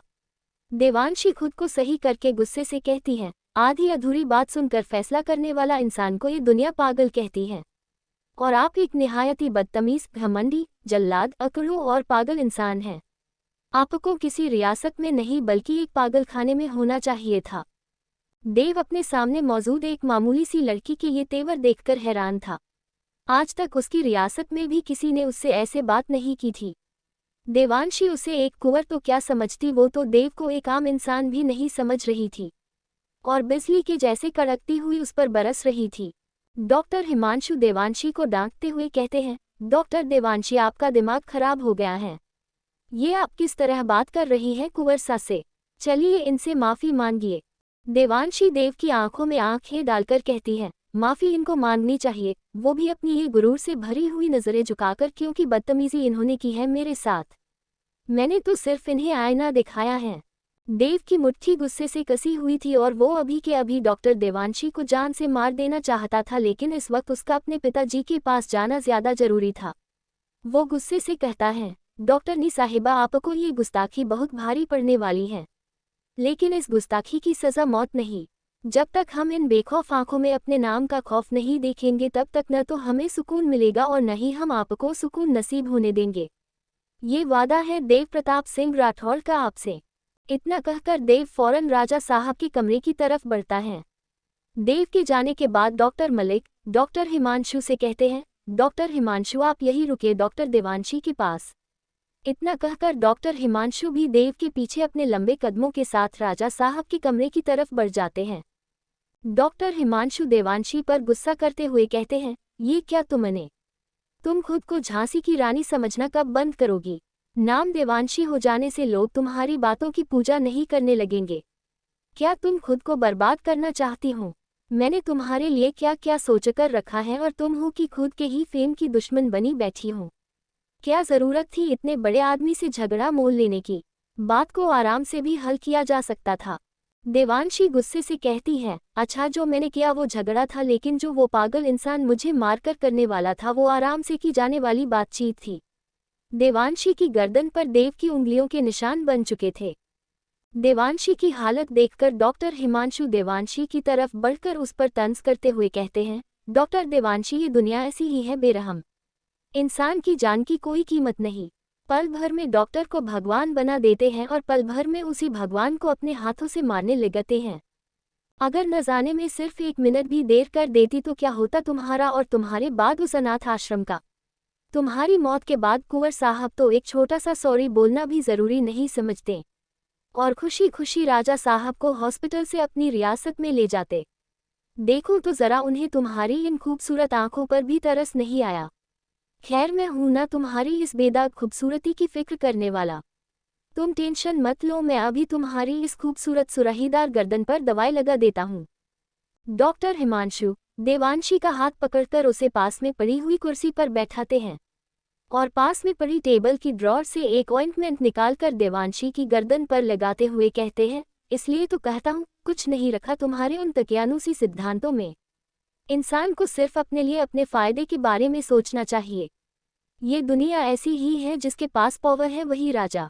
देवांशी की गर्दन पर देव की उंगलियों के निशान साफ नजर आ रहे थे और उसकी आंखों में रुके हुए आंसू बता रहे थे कि इस वक्त कुंवर देव प्रताप सिंह राठौड़ पर हद से ज्यादा गुस्सा आ रहा है और बची कूची कसर डॉक्टर हिमांशु की बातों ने पूरी कर दी थी। लेकिन फिर भी अपने दिल और दिमाग में हो रही जंग के साथ खामोश रहना देवांशी की मजबूरी थी।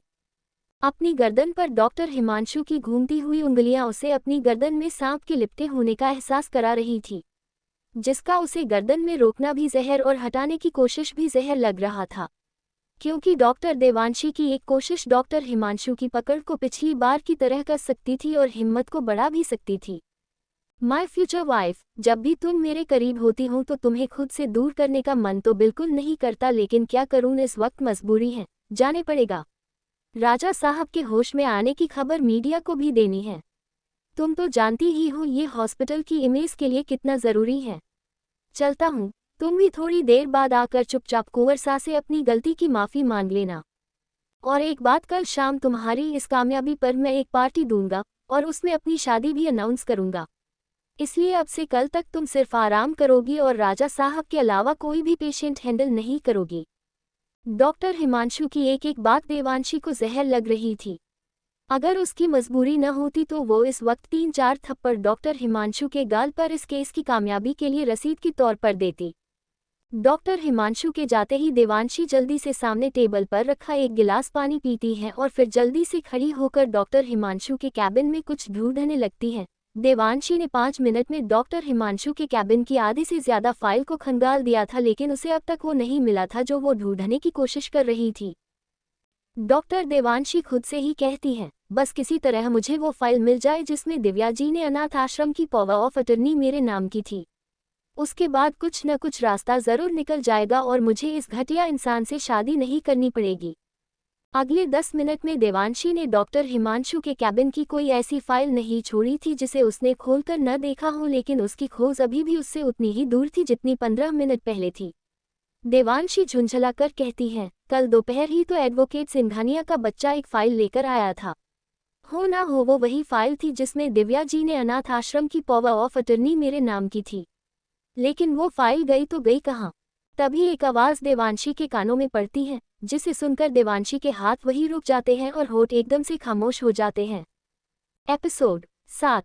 तुम भी पूरी तरीके से मेरी हो जाओगी। Behave yourself, how can you do this? Doctor Himanshu के जाते ही देवांशी जल्दी से सामने टेबल पर रखा एक गिलास पानी पीती है और फिर जल्दी से खड़ी होकर डॉक्टर हिमांशु के कैबिन में कुछ ढूंढने लगती है। देवांशी ने 5 मिनट में डॉक्टर हिमांशु के कैबिन की आधे से ज्यादा फाइल को खंगाल दिया था, लेकिन उसे अब तक वो नहीं मिला था जो वो ढूंढने की कोशिश कर रही थी। डॉक्टर देवांशी खुद से ही कहती है, बस किसी तरह मुझे वो फाइल मिल जाए जिसमें दिव्या जी ने अनाथ आश्रम की पावर ऑफ अटर्नी मेरे नाम की थी। उसके बाद कुछ न कुछ रास्ता जरूर निकल जाएगा और मुझे इस घटिया इंसान से शादी नहीं करनी पड़ेगी। अगले 10 मिनट में देवांशी ने डॉक्टर हिमांशु के कैबिन की कोई ऐसी फाइल नहीं छोड़ी थी जिसे उसने खोलकर न देखा हो, लेकिन उसकी खोज अभी भी उससे उतनी ही दूर थी जितनी 15 मिनट पहले थी। देवांशी झुंझलाकर कहती है, कल दोपहर ही तो एडवोकेट सिंघानिया का बच्चा एक फाइल लेकर आया था। हो ना हो वो वही फाइल थी जिसमें दिव्या जी ने अनाथ आश्रम की पावर ऑफ अटर्नी मेरे नाम की थी। लेकिन वो फाइल गई तो गई कहाँ? तभी एक आवाज़ देवांशी के कानों में पड़ती है, जिसे सुनकर देवांशी के हाथ वहीं रुक जाते हैं और होठ एकदम से खामोश हो जाते हैं। अब आगे, डॉक्टर देवांशी, कहीं तुम इस फाइल को तो नहीं ढूंढ रही हो? देवांशी झट से पीछे पलटकर देखती है और अपने सामने खड़े डॉक्टर हिमांशु को देखकर उसके पैरों के नीचे की जमीन खिसक जाती है। देवांशी इधर उधर देखती हुई कहती है, वो मैं वो। डॉक्टर हिमांशु को इस वक्त गुस्सा तो बहुत आ रहा था, लेकिन वो अपने गुस्से को कंट्रोल कर लेते हैं और बहुत ही आराम से एक फाइल देवांशी की तरफ बढ़ाते हुए कहते हैं, अगर तुमने मुझसे ये पेपर मांग लिए होते तो तुम्हें इतने परेशान होने की कोई ज़रूरत नहीं पड़ती, क्योंकि मैं तो ये फाइल तुम्हें आजकल में देने ही वाला था, क्योंकि अब ये मुझसे बेकार है। डॉक्टर हिमांशु वो फाइल देवांशी के हाथ में थमा देते हैं। डॉक्टर हिमांशु का इतनी आसानी से फाइल दे देना देवांशी के लिए एक झटके से कम नहीं था। देवांशी वो फाइल ले लेती है और उस फाइल को देखते हुए पेपर पलटने लगती है। माय फ्यूचर वाइफ, हैरानी तो तुम्हें ज़रूर हुई होगी, क्योंकि जो फाइल मैंने आज तक तुम्हारे हाथ नहीं लगने दी आज अचानक इतनी आसानी से तुम्हें सौंप दी। जानना चाहती हूँ क्यों? तो सुनो, दिव्या के बाद अब तुम्हारे उस अनाथ आश्रम पर कागजी तौर पर पूरी तरह से मेरा हक हो गया है। जो फाइल दिव्या के अचानक हुए एक्सीडेंट की वजह से रुक गई थी, कल वो क्लियर हो गई है। साबित हो चुका है एक्सीडेंट में किसी भी तरह मेरा कोई हाथ नहीं था और अब दिव्या की हर एक प्रॉपर्टी मेरे नाम है। मैं जब चाहे किसी भी प्रॉपर्टी को बेच सकता हूँ या बुलडोजर चलवा सकता हूँ। अब मुझसे सवाल करने वाला कोई नहीं है। तुम समझ रही हो ना मैं क्या कहने की कोशिश कर रहा हूँ? मतलब अब इन कागज़ों में दर्ज तुम्हारी वो पावर जो तुम्हें दिव्या ने दी थी वो मैंने तुमसे छीन ली है। अब तुम्हारे हाथ के ये कागज़ सिर्फ एक रद्दी है, उससे ज़्यादा कुछ नहीं, मतलब कुछ भी नहीं। लेकिन मैं सोच रहा हूँ कि मैं ये अनाथ आश्रम शादी के बाद हम दोनों के होने वाले बच्चे के नाम कर दूंगा, जिससे तुम्हारी फिक्र भी खत्म हो जाएगी और तुम भी पूरी तरीके से मेरी हो जाओगी, सिर्फ और सिर्फ मेरी। देवांशी की आखिरी उम्मीद भी टूट चुकी थी। उसे बहुत आगे का दिखाई दे रहा था। डी के मुताबिक डॉक्टर हिमांशु ने वादा तो किया था कुछ भी गलत न करने का, लेकिन शादी के बाद वो अपनी बात पर कायम रहने वाले हैं, इस बात की क्या गारंटी थी? और डॉक्टर हिमांशु जैसे इंसान के साथ अपनी पूरी जिंदगी गुजारने का ख्याल ही देवांशी को अंदर तक डरा रहा था। वो चाहे कितनी भी मजबूत हो, लेकिन शादी के बाद डॉक्टर हिमांशु का उस पर हक हो जाएगा और उसे डॉक्टर हिमांशु की हर बात हर हाल में माननी ही पड़ेगी, जो वो बिल्कुल नहीं चाहती थी। डॉक्टर हिमांशु आगे बढ़कर देवांशी के कान में धीरे से कहते हैं, माय फ्यूचर वाइफ, तुमने तो शादी से पहले ही एक बीवी की तरह मेरी चीज़ों में ताका झांकी शुरू कर दी। लगता है तुम्हें कुछ ज्यादा ही जल्दी है शादी की। अब चुपचाप चलो मेरे साथ, सबसे पहले कुंवरसा से माफ़ी मांगो। देवांशी गुस्से से डॉक्टर हिमांशु को खुद से दूर धक्का देती है और लगभग चीखती हुई कहती है, जस्ट शट अप, मैं किसी से माफ़ी नहीं मांगने वाली। और एक केस का फैसला आपके हक में हो जाने से सच बदल नहीं गया। मत भूलिए सच्चाई एक न एक दिन सामने आकर रहती है और जिस दिन मेरे हाथ आपके कारनामों का कोई सबूत लग गया उस दिन आप जेल की सलाखों के पीछे नजर आएंगे।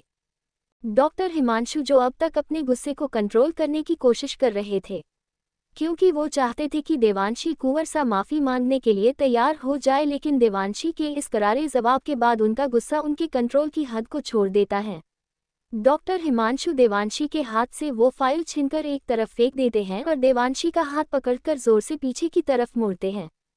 देवांशी डॉक्टर हिमांशु की पकड़ से छूटने की कोशिश करती है तो डॉक्टर हिमांशु देवांशी के बाल पकड़कर जोर से खींचते हैं और गुस्से से दांत भींचकर कहते हैं, मेरा तुमसे प्यार से बात करना तुम्हारी समझ में बिल्कुल नहीं आता। अगर तुम्हें ये जोर जबरदस्ती की भाषा ही समझ में आती है तो फिर ठीक है, पहले मेरे कैबिन में छानबीन करने की सजा को भुगतो, बाकी की बात हम बाद में करेंगे। डॉक्टर हिमांशु छोड़िए मुझे और ध्यान से अपने आसपास देखिए। आप इस वक्त अपने हॉस्पिटल में खड़े हैं और अगर मैंने शोर मचाया तो आप अपने स्टाफ की नज़रों में इस कदर गिर जाएंगे कि आप पूरी जिंदगी उनसे नज़र नहीं मिला पाएंगे। डॉक्टर हिमांशु देवांशी को घुमाकर उसका जबड़ा जोर से पकड़ते हुए कहते हैं, माय फ्यूचर वाइफ, क्या तुम मुझे धमकी देने की कोशिश कर रही हो? देवांशी एक कड़वी हंसी के साथ कहती है, नहीं डॉक्टर हिमांशु, मैं आपको धमकी देने की कोशिश नहीं कर रही हूँ, बल्कि मैं आपको आने वाले समय के बारे में पहले ही चेतावनी दे रही हूँ। अगर आप गलती करें तो सज़ा पाने की हिम्मत भी रखिएगा। नहीं डॉक्टर देवांशी नहीं, तुम ऐसा कुछ नहीं कर सकती, क्योंकि मैंने तुम्हें अपने कैबिन की छानबीन करते हुए रंगे हाथ पकड़ा है और इसकी सज़ा तो मैं तुम्हें देकर ही रहूँगा, जिसके बाद तुम कभी भी मेरी गैर मौजूदगी में ये सब करने की हिम्मत नहीं करोगी और न ही मुझे उल्टा जवाब देने की कोशिश करोगी। अगर तुमने मुझे रोकने की कोशिश की तो अंजाम बहुत बुरा होगा, जो तुम्हारे प्यारे अनाथ आश्रम वासियों को भुगतना पड़ेगा। आइंदा कभी भी मुझे उल्टा जवाब देने की ख्वाहिश या ज़रूरत महसूस हो तो आज की इस सज़ा को याद कर लेना। इतना कहकर डॉक्टर हिमांशु देवांशी के होठों की तरफ बढ़ जाते हैं, लेकिन डॉक्टर हिमांशु जैसे ही देवांशी को किस करने वाले होते हैं तो तभी उन्हें बाहर से किसी के आने की आहट होती है। वो आहट सुनकर डॉक्टर देवांशी के होठों पर एक सुकून के साथ जंग जीतने वाली मुस्कान भी आ जाती है। देव प्रताप सिंह राठौर बिना दस्तक दिए जोर से कैबिन का दरवाज़ा खोल देता है और डॉक्टर हिमांशु पल झपकते ही झुंझलाकर देवांशी को खुद से दूर धक्का देकर कहते हैं, doctor Devanshi, behave yourself, how can you do this? माना कि हम दोनों की शादी होने वाली है, लेकिन इस बात का ये मतलब नहीं है आप मुझे कभी भी कहीं भी कुछ भी करने के लिए फोर्स कर सकती हैं। ये हॉस्पिटल है, आपको अपनी लिमिट में रहना चाहिए। Shame on your doctor Shivangi, आपको शर्म आनी चाहिए। आप ये सब करके अपने की हुई गलती का इल्ज़ाम मुझ पर और मेरे हॉस्पिटल पर डालना चाहती हैं। मत भूलिए, अगर ऑपरेशन के बाद मैंने राजा साहब को ऑपरेट न किया होता तो आज सिचुएशन बहुत अलग होती और राजा साहब इस वक्त हमारे बीच मौजूद न होते। एपिसोड 8, देवांशी का देव से माफ़ी मांगना। अगर तुमने मुझे रोकने की कोशिश की तो अंजाम बहुत बुरा होगा, जो तुम्हारे प्यारे अनाथ आश्रम वासियों को भुगतना पड़ेगा। आइंदा कभी भी मुझे उल्टा जवाब देने की ख्वाहिश या ज़रूरत महसूस हो तो आज की इस सज़ा को याद कर लेना। इतना कहकर डॉक्टर हिमांशु देवांशी के होठों की तरफ बढ़ जाते हैं, लेकिन डॉक्टर हिमांशु जैसे ही देवांशी को किस करने वाले होते हैं तो तभी उन्हें बाहर से किसी के आने की आहट होती है। वो आहट सुनकर डॉक्टर देवांशी के होठों पर एक सुकून के साथ जंग जीतने वाली मुस्कान भी आ जाती है। देव प्रताप सिंह राठौर बिना दस्तक दिए जोर से कैबिन का दरवाज़ा खोल देता है और डॉक्टर हिमांशु पल झपकते ही झुंझलाकर देवांशी को खुद से दूर धक्का देकर कहते हैं, doctor Devanshi, behave yourself, how can you do this? माना कि हम दोनों की शादी होने वाली है, लेकिन इस बात का ये मतलब नहीं है आप मुझे कभी भी कहीं भी कुछ भी करने के लिए फोर्स कर सकती हैं। ये हॉस्पिटल है, आपको अपनी लिमिट में रहना चाहिए। Shame on your doctor Shivangi, आपको शर्म आनी चाहिए। आप ये सब करके अपने की हुई गलती का इल्ज़ाम मुझ पर और मेरे हॉस्पिटल पर डालना चाहती हैं। मत भूलिए, अगर ऑपरेशन के बाद मैंने राजा साहब को ऑपरेट न किया होता तो आज सिचुएशन बहुत अलग होती और राजा साहब इस वक्त हमारे बीच मौजूद न होते। अब आगे देवांशी के लिए सिचुएशन बहुत ऑकवर्ड हो गई थी, क्योंकि उसने कभी नहीं सोचा था कि डॉक्टर हिमांशु ऐसा भी कर सकते हैं। देवांशी के बाल और कपड़े अस्त व्यस्त थे और डॉक्टर हिमांशु की बातों ने देवांशी को देव के सामने बहुत ही गिरी हुई लड़की साबित कर दिया था। डॉक्टर हिमांशु के ये सब कहने पर देवांशी को गुस्सा तो बहुत आया था, लेकिन वो खुद को सही साबित करने की कोशिश नहीं करती। उसके पास अपनी सफाई में कहने के लिए शब्द तो थे, लेकिन खुद को सही साबित करने की ख्वाहिश नहीं थी। देव की आंखें साफ जाहिर कर रही थी कि वो भी अपने सामने मौजूदा हालातों को देखकर देवांशी को एक बहुत ही कमजोर और गिरे हुए किरदार की लड़की समझ रहा था। खैर, जो होना था वो हो चुका था और डॉक्टर हिमांशु डॉक्टर देवांशी को गलत साबित करके जैसे ही वहां से जाने के लिए दरवाजे की तरफ मुड़ते हैं तो सामने देव को देखकर नाटक करते हुए कहते हैं, अरे कुंवर सा, आप यहाँ। देव गुस्से से देवांशी को देखते हुए कहता है, मुझे लगा था कि ये एक हॉस्पिटल है और यहाँ डॉक्टर मौजूद होते हैं पेशेंट की देखभाल करने के लिए, लेकिन यहाँ के हालत तो कुछ और ही साबित कर रहे हैं। डॉक्टर साहिबा, वैसे तो आपको खबर होनी चाहिए थी, क्योंकि एक डॉक्टर बहुत पहले आपको बताने आई थी कि आपके पेशेंट यानी कि राजा साहब को होश आ गया है, जिसके हिसाब से इस वक्त आपको राजा साहब के पास मौजूद होना चाहिए था, लेकिन आप तो यहाँ अपने प्रमोशन और अपनी जान को बचाने के लिए मेहनत कर रही हूँ। देव की बातें सुनकर देवांशी के हाथों की मुट्ठी कस गई थी। वो गुस्से से देव को देख रही थी और देव को देवांशी की ये गुस्से से भरी हुई नज़र ही जहर लग रही थी। डॉक्टर हिमांशु आगे बढ़कर डॉक्टर देवांशी से कुछ इशारा करते हुए कहते हैं, डॉक्टर देवांशी अपनी नज़रें झुकाकर कुंवर सा से माफ़ी मांगिए। इस वक्त देवांशी को कुंवर देव और डॉक्टर हिमांशु में कुछ खास फर्क नज़र नहीं आ रहा था, क्योंकि देवांशी के सामने खड़े दोनों शख्स ही उसे अपनी पावर का रौब दिखा रहे थे। देवांशी देव की तरफ बढ़कर उसकी आंखों में आंखें डालकर कहती है, कुंवर देव प्रताप सिंह राठौर, मैं डॉक्टर देवांशी आपसे अपनी न की हुई हर एक गलती के लिए आपसे नज़रें मिलाकर माफ़ी मांगती हूँ। उम्मीद करती मेरी ये माफ़ी आपके गुरूर, आपके घमंड और आपकी अकड़ को संतुष्टि और समृद्धि प्राप्त कराए। और अगर आप मुझे माफ़ी देकर यहाँ से जाने की इजाज़त दे तो आपकी बड़ी मेहरबानी होगी और मैं पूरी ज़िंदगी आपके किए हुए इस उपकार को नहीं भूलूंगी। और मेरी आने वाली 7 नस्लें आपके इस बहादुरी से भरे कारनामे को जानेगी कि कैसे आप यानी कि जोधपुर के कुंवर देव प्रताप सिंह राठौर ने मुझसे बिना गलती के माफ़ी मंगवाकर अपनी झूठी शान में 4 चांद लगाए थे। अगली सुबह देवांशी अनाथ आश्रम में अपने कमरे में सो रही थी। उसके माथे पर पसीना था और उसके कानों में घोड़ों की दौड़ने की आवाज़ आ रही थी। देवांशी की पकड़ बेडशीट पर कसी हुई थी। देवांशी नींद में बड़बड़ाती है, रुको रुको। तभी कोई उसके बाजू पर हाथ रखकर उसे हिलाता और एक आवाज़ उसके कानों में पड़ती है, देवांशी देवांशी देवांशी, उठो देवांशी, तुम सपना देख रही हो, आंखें खोलो। और देवांशी एक झटके से अपने ख्वाब से बाहर आ जाती है। झट से बेडशीट पर अपनी पकड़ ढीली करती हुई उठकर बैठ जाती है और अपने सामने कल्याणी जी को बैठे हुए देखती है। कल्याणी जी के चेहरे पर देवांशी के लिए एक फिक्र नजर आ रही थी।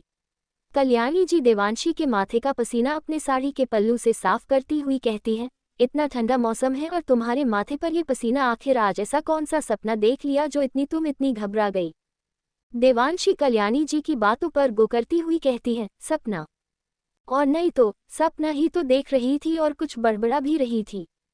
देवांशी अपने सपने के बारे में सोचती हुई कहती है, पता नहीं क्यों लेकिन कुछ आवाज़ें सुनाई दे रही थी। भागने का शोर था, कोई भाग रहा था, बहुत ही तेजी के साथ, शायद घोड़े पर। कल्याणी जी मजाक करती हुई कहती है, मुझसे एक दिन किसी ने कहा था, ये सब टेंशन की बात है। जब हर वक्त दिमाग में कुछ न कुछ रहता है और दिमाग को आराम नहीं मिलता तो हमारा दिमाग भी चीज़ों को आपस में जोड़कर एक कहानी तैयार कर लेता है और सोते वक्त हमें वो चीज़ें सपने के रूप में दिखाई दे जाती हैं। देवांशी एक मुस्कान के साथ कहती है, जी बिल्कुल ऐसा ही होता है। और ये बात किसी और ने नहीं बल्कि रानी देवांशी ने कही थी, जिसे आपने नींद से जगाने की ज़रूरत की है और जिसकी आपको सज़ा भी मिल सकती है। अच्छा, तो अब आप हमको सज़ा देने के बारे में सोच रही हैं? देवांशी मजाक भरे लहजे में कहती है, जी बिल्कुल, क्योंकि रानी देवांशी माफ़ करने में नहीं बल्कि सज़ा देने में विश्वास रखती है। और आपकी सज़ा ये है कि आप चंद मिनटों में रानी देवांशी के लिए एक बहुत ही दमदार नाश्ता तैयार करके लेकर आएगी और जैसे ही हम नहाकर तैयार हो जाएंगे तो आप हमारे सामने वो नाश्ता पेश करेगी और फिर ममता से भरपूर हाथों से बहुत ही प्यार से खिलाएगी भी। लेकिन अगर आप अपनी सज़ा पूरी करने में कामयाब न हो सकी तो हम आपके लिए एक दूसरी और इससे भी ज़्यादा खतरनाक सज़ा के बारे में सोचने में अपना कीमती वक्त ज़ाया करेंगे। कल्याणी जी देवांशी के माथे पर एक हल्का सा चपत लगाकर कहती है, अच्छा जी रानी सा, जो हुक्म आपका। लेकिन क्या आपको नहीं लगता कि आज उठने में आपने कुछ ज़्यादा ही देर लगा दी? क्योंकि बाहर आपके नवाबजादे आपका बेसब्री से इंतज़ार कर रहे हैं। जब से पता चला कि आज आप हॉस्पिटल नहीं जाएगी तब से तैयारी में लगे हैं। अब तक 10-12 खेलों के नाम सोच चुके हैं तुम्हारे साथ खेलने के लिए। कह रहे हैं आज पूरा दिन दीदी के साथ खेलेंगे। कोई स्कूल भी नहीं गया, हॉस्पिटल में राजा साहब का कमरा, राजा साहब को होश आ चुका था और वो कुंवर देव प्रताप सिंह राठौर को गुस्से से देख रहे हैं। कुंवर देव प्रताप सिंह राठौर, आप राजस्थान से यहाँ एक डॉक्टर से लड़ने आए हैं या अपनी तलाश को खत्म करने? आप जानते हैं राजस्थान में आपका इंतजार हो रहा है और अगर इन चंद दिनों में आपकी तलाश खत्म न हुई तो आपकी रियासत पर मंडरा रहा खतरा और भी मजबूत हो जाएगा। देव की नज़र अपने पिताजी के सामने झुकी हुई थी, लेकिन आवाज में रद्दी भर की भी कमी नहीं थी। माफ कीजिएगा राजा साहब, लेकिन डॉक्टर की गलती माफी के लायक नहीं थी। उन्होंने सिर्फ हमारे गुरूर की नहीं ललकारा, बल्कि आपको भी गलत इंजेक्शन लगाने की भूल की और उसके बाद भी उनकी आंखों में न तो कोई पछतावा था और न ही कोई डर। हम उन्हें इतनी आसानी से माफ नहीं कर सकते। उन्हें उनकी गलती सजा जरूर मिलेगी और हम अपनी तलाश भी जरूर खत्म करेंगे। हम वादा करते हैं अगले 24 घंटे में जैसलमेर रियासत के राजा डैगराज सिंह राजपूत की राजकुमारी आपके सामने जोधपुर की रानी के रूप में मौजूद होगी। हम न तो आपका वादा टूटने देंगे और न ही जोधपुर की कसम। जोधपुर रियासत के साथ जैसलमेर की रियासत पर भी हमारा राज्य होगा और विदेशियों के साथ होने वाले व्यापार और बातचीत पर पूरी तरीके से हमारा नियंत्रण होगा। जैसलमेर पर हमारा शासन होते ही बीकानेर और जयपुर की ताकत को हमारे सामने झुकना ही पड़ेगा और एक बार फिर से पूरे राजस्थान पर आपका हुक्म होगा। एपिसोड 9, क्या कीमत है डॉक्टर हिमांशु के इस एहसान की? देव की नज़र अपने पिताजी के सामने झुकी हुई थी, लेकिन आवाज में रद्दी भर की भी कमी नहीं थी। माफ कीजिएगा राजा साहब, लेकिन डॉक्टर की गलती माफी के लायक नहीं थी। उन्होंने सिर्फ हमारे गुरूर की नहीं ललकारा, बल्कि आपको भी गलत इंजेक्शन लगाने की भूल की और उसके बाद भी उनकी आंखों में न तो कोई पछतावा था और न ही कोई डर। हम उन्हें इतनी आसानी से माफ नहीं कर सकते। उन्हें उनकी गलती सजा जरूर मिलेगी और हम अपनी तलाश भी जरूर खत्म करेंगे। हम वादा करते हैं अगले 24 घंटे में जैसलमेर रियासत के राजा डैगराज सिंह राजपूत की राजकुमारी आपके सामने जोधपुर की रानी के रूप में मौजूद होगी। हम न तो आपका वादा टूटने देंगे और न ही जोधपुर की कसम।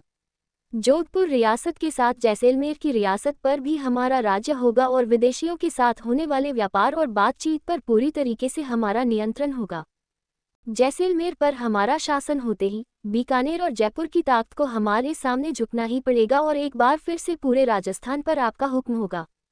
अब आगे रुद्र प्रताप सिंह राठौर यानी कि राजा साहब गुस्से से कहते हैं, देव प्रताप सिंह राठौर, मत भूलिए जितनी शिद्दत से आप जैसलमेर की राजकुमारी को ढूंढ रहे हैं, उतनी ही शिद्दत से बीकानेर और जयपुर के युवराज भी राजकुमारी को ढूंढ रहे हैं।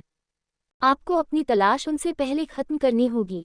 अगर जयपुर, बीकानेर और जैसलमेर आपस में संधि करते हैं तो राजस्थान के बीच में मौजूद जोधपुर के 3 तरफ दुश्मन होंगे और हमें जैसलमेर से दुश्मनी नहीं रिश्तेदारी निभानी है, वो भी अपनी रियासत के लिए।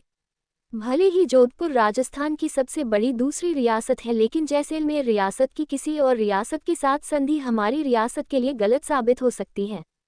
देव एक विश्वास के साथ एक गहरी रौबदार आवाज में कहता है, राजा साहब, दुश्मन की ताकत सिर्फ उसकी सोच तक सीमित है और हम अपनी रियासत के लिए राजकुमारी को पाताल से भी ढूंढ लेंगे। परंपरा के मुताबिक जोधपुर की रानी ही हमारा और हमारी तलवार का तिलक करेगी। डैगराज सिंह राजपूत ने अपनी रियासत के लिए सिर्फ जैसलमेर की राजकुमारी को मरा हुआ साबित नहीं किया था, बल्कि उन्होंने जोधपुर की होने वाली रानी को मरा हुआ साबित किया है। उन्होंने ये सब करके आपसे किए वादे और अपनी कसम को तोड़ा है। लेकिन हम आपकी कसम को नहीं टूटने देंगे और जैसलमेर की राजकुमारी को ही जोधपुर की रानी बनाएंगे। जैसलमेर के पूर्व राजा पहले ही बहुत गलतियां कर चुके हैं, लेकिन अब और नहीं।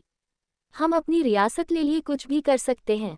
और रही बात जैसलमेर के राजा डैगराज सिंह राजपूत की, तो उन्होंने आपको धोखा दिया है और उसकी सज़ा हम उन्हें उनकी बेटी के रूप देंगे। हम उनकी राजकुमारी को ही उनके खिलाफ इस्तेमाल करेंगे। महाराजा डैगराज सिंह राजपूत के बेटे की आकस्मिक अचानक मौत ने इस राज को उजागर कर दिया है, लेकिन अब वादे के मुताबिक जोधपुर के राजा और जैसलमेर की राजकुमारी के विवाह के उपरांत उत्पन्न पुत्र ही जैसलमेर का उत्तराधिकारी बनेगा। यादव मेंशन। डॉक्टर यादव अपने घर में सोफे पर बैठे थे और उनके सामने बैठे थे एडवोकेट सिंघानिया, जिनकी छोटी छोटी आंखें चश्मे में गिरफ्तार थी और चश्मा भी उनकी नाक पर अटका हुआ था। और वो एक फाइल डॉक्टर हिमांशु को देते हुए कहते हैं, अब आप जब चाहें तब उस अनाथ आश्रम पर बुलडोजर चलवाकर अपने हॉस्पिटल का प्लान शुरू करवा सकते हैं। डॉक्टर हिमांशु के चेहरे पर डेविल स्माइल बता रही थी कि वो कितने खुश हैं। वो फाइल देखते हुए कहते हैं, अभी नहीं वकील साहब, अभी तो सिर्फ ज़मीन मेरे नाम हुई है, जब उस ज़मीन की ताक मेरे नाम हो जाएगी तब मेरा हॉस्पिटल बनेगा उस अनाथ आश्रम की जगह। और आप अच्छी तरह जानते हैं कि उस ज़मीन की ताक डॉक्टर देवांशी है। बस एक बार ये शादी हो जाए उसके बाद सब कुछ मेरी मुट्ठी में होगा। आप देखना, डॉक्टर देवांशी को मैं इतना मजबूर कर दूंगा कि वो खुद उस अनाथ आश्रम को खाली करवाकर मेरे साथ मेरे हॉस्पिटल के लिए काम करेगी। एडवोकेट सिंघानिया अपना चश्मा ऊपर चढ़ाते हुए कहते हैं, मुझे लगता है डॉक्टर हिमांशु आपको जल्द ही अपनी शादी प्लान कर लेनी चाहिए, क्योंकि अभी तो डॉक्टर देवांशी आपके हॉस्पिटल का आधा सच जानती है, लेकिन अगर उन्हें आपके बारे में सब कुछ पता चल गया तो आपके लिए बहुत बुरा हो सकता है। डॉक्टर देवांशी एक ऐसी आग है जो वक्त की हवा के साथ बढ़ रही है। आप उन्हें जितना ज्यादा वक्त देंगे आपके लिए उतना ही मुश्किल होगी। मत भूलिए कि वो पहले भी आपके खिलाफ सबूत इकट्ठा करने के लिए बहुत कुछ कर चुकी हैं। अगर उस वक्त आपने अपने झूठे वादे और कसमों से उन्हें यकीन न दिलाया होता तो हालात मौजूदा हालातों से बहुत अलग होते। डॉक्टर हिमांशु अपने हाथ की फाइल को एक तरफ रखते हुए बेफिक्री से कहते हैं, एडवोकेट सिंघानिया आप खामखा फिक्र जदा हो रहे हैं।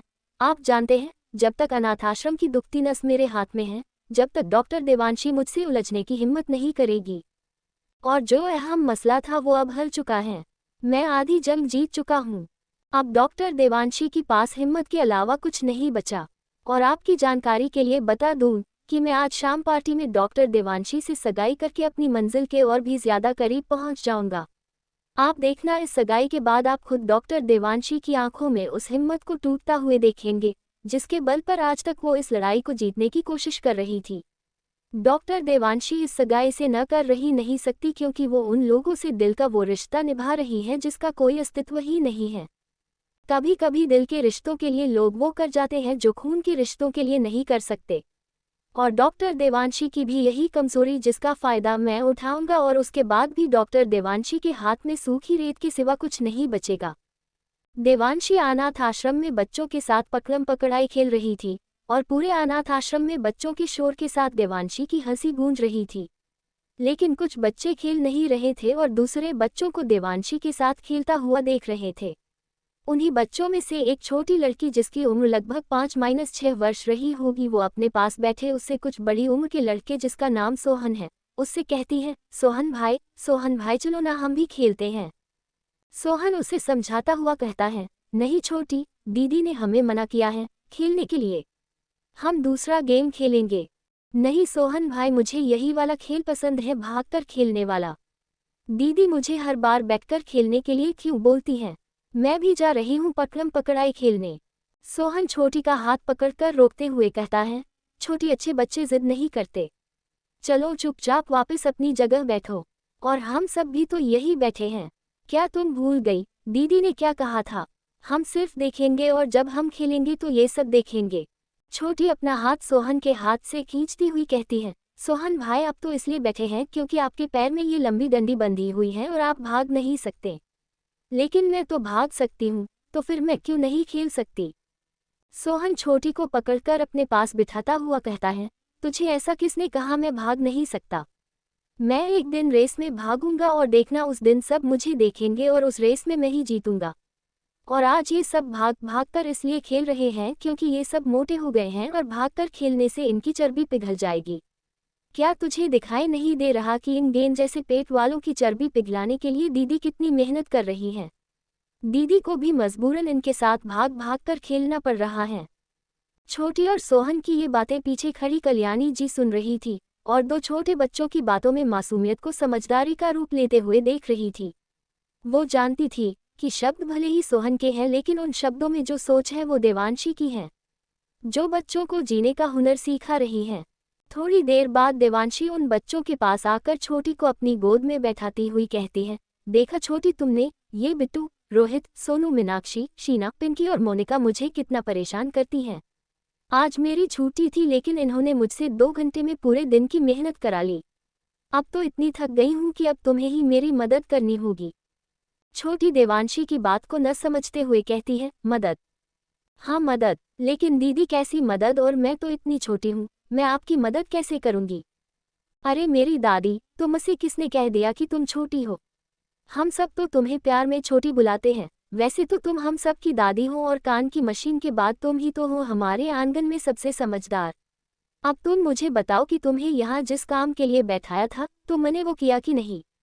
छोटी बहुत ही मासूमियत से कहती है, काम? कौन सा काम दीदी? होमवर्क तो मैंने अपना कल ही खत्म कर लिया था। देवांशी छोटी को समझाती हुई कहती है, मेरी आपा, तुम इतनी देर से मुझे मेहनत करते हुए देख रही हो, अब ये बताओ कि बिट्टू ने गेम में चीटिंग की या नहीं। मैंने इन सब बच्चों के साथ तुम्हें इसलिए तो बिठाया था कि तुम सही बात का साथ दे सको। अब एक एक करके सभी बच्चे बताएंगे कि पकड़म पकड़ाई ने किस किसने चीटिंग की है और फिर उस बच्चे को पनिशमेंट भी मिलेंगी। थोड़ी देर इसी तरह देवांशी बच्चों के साथ हंसी मजाक करके खेलती रहती है और लगभग 2 घंटे बाद नटवर लाल अनाथ आश्रम का बावर्ची की एक जोरदार आवाज लगाती आती है, खाना तैयार हो चुका है, सब जल्दी आ जाओ। नटवर लाल जी की आवाज सुनकर सब देवांशी की तरफ उम्मीद भरी नजरों के साथ देखते हैं, क्योंकि उन्हें अभी और देवांशी के साथ खेलना था।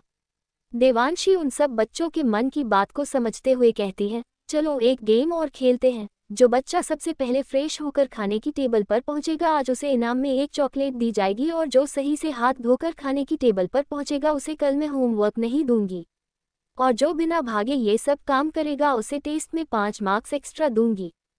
बच्चे खुश हो जाते हैं और बिना शोर किए खाने की टेबल की तरफ बढ़ जाते हैं। देवांशी मुस्कुराती हुई उन बच्चों को जता हुआ देख रही थी। पीछे खड़ी कल्याणी जी देवांशी को देखते हुए कहती है, महीने में गिने चुने दिन होती है तुम इन बच्चों के साथ, और वो दिन इनकी जिंदगी के सबसे खूबसूरत दिन होते हैं। तुम्हारे बिना तो इनके चेहरे की हंसी भी फिंकी लगने लगती है। डरती हूँ क्या होगा इनका जब तू डॉक्टर हिमांशु से शादी करके उनके घर चली जाएगी। देवांशी कल्याणी जी गले में बाहें डालती हुई कहती है, आपको ऐसा क्यों लग रहा है कि मैं शादी के बाद इन सबसे दूर हो जाऊंगी? शादी के बाद तो मैं इनके इतनी ही करीब रहूंगी जितनी अब हूँ। और मेरे पास आपके लिए एक खुशखबरी है। अभी थोड़ी देर पहले ब्रेन स्पेशलिस्ट डॉक्टर गुप्ता का फोन आया था। अगले महीने डॉक्टर गुप्ता इंडिया आ रहे हैं। मैंने उनसे बात की थी छोटी और मिताली के ब्रेन कंडीशन को लेकर, और उन्हें रिपोर्ट भी भेज दी थी। आप देखना बहुत जल्द छोटी और मिताली का ऑपरेशन भी हो जाएगा। हम ऑपरेशन अगले महीने करा सकते हैं। आपको पता ये सब डॉक्टर हिमांशु की वजह से ही मुमकिन हुआ है, क्योंकि उन्होंने ही डॉक्टर गुप्ता का सजेशन मुझे दिया था, और उनके ही फोर्स करने के बाद डॉक्टर हिमांशु यहाँ आने के लिए राजी हुए हैं। ऑपरेशन के बाद आपको छोटी और मिताली को भागने से बार बार रोकना नहीं पड़ेगा। वो भी दूसरे बच्चों की तरह अपनी जिंदगी को अपनी पसंद से जी सकेंगी।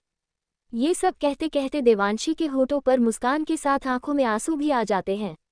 लेकिन देवांशी जल्द ही अपनी गहरी सांसों के साथ इधर उधर देखती हुई उन आंसुओं को कल्याणी जी के सामने जाहिर होने से रोक देती है। लेकिन इतनी अच्छी खबर सुनने के बाद भी कल्याणी जी की आंखों में मायूसी थी। कल्याणी उनकी मायूसी को न समझते हुए पूछती है, अरे ये क्या, इतनी अच्छी खबर सुनाने के बाद भी आपके चेहरे पर खुशी नहीं है? कल्याणी जी देवांशी के हाथ अपने गले से हटाती हुई कहती है, हाँ नहीं है, क्योंकि जो इंसान अपने किए हुए हर एहसान का बदला लेना जानता है उस इंसान से एहसान लेना बेवकूफ़ी होती है। डॉक्टर हिमांशु तेरी सैलरी से आधी सैलरी इसलिए काट लेते हैं क्योंकि उन्होंने तेरी पढ़ाई में इन्वेस्ट किया था। देवांशी, डॉक्टर हिमांशु जैसा इंसान कभी भी किसी के ऊपर एहसान नहीं कर सकता। उस इंसान के हर एहसान की एक कीमत होती है। देवांशी, सच सच बता, आज इस एहसान की क्या कीमत है? देवांशी इधर उधर देखती हुई कहती है, काकी आप बेकार में ही फिक्र कर रही हैं। कोई कीमत और शर्त नहीं रखी है डॉक्टर हिमांशु ने मेरे सामने। अभी थोड़ी देर पहले ही मेरी उनसे बात हुई है। कल्याणी जी देवांशी का हाथ पकड़कर अपनी तरफ घुमाती हुई गुस्से से कहती है, देवांशी मेरी आंखों में देखकर मेरे सवाल का जवाब दो। आखिर क्या कीमत है डॉक्टर हिमांशु के इस एहसान की? देवांशी कल्याणी की आंखों में देखती हुई कहती है, काकी आप जानती है छोटी और मिताली के पास इतना वक्त नहीं है कि मैं इस ऑपरेशन में देरी कर सकूं। मुझे ये ऑपरेशन जल्द से जल्द कराना है, फिर चाहे कीमत कुछ भी हो। मुझे कीमत से कोई फर्क नहीं पड़ता।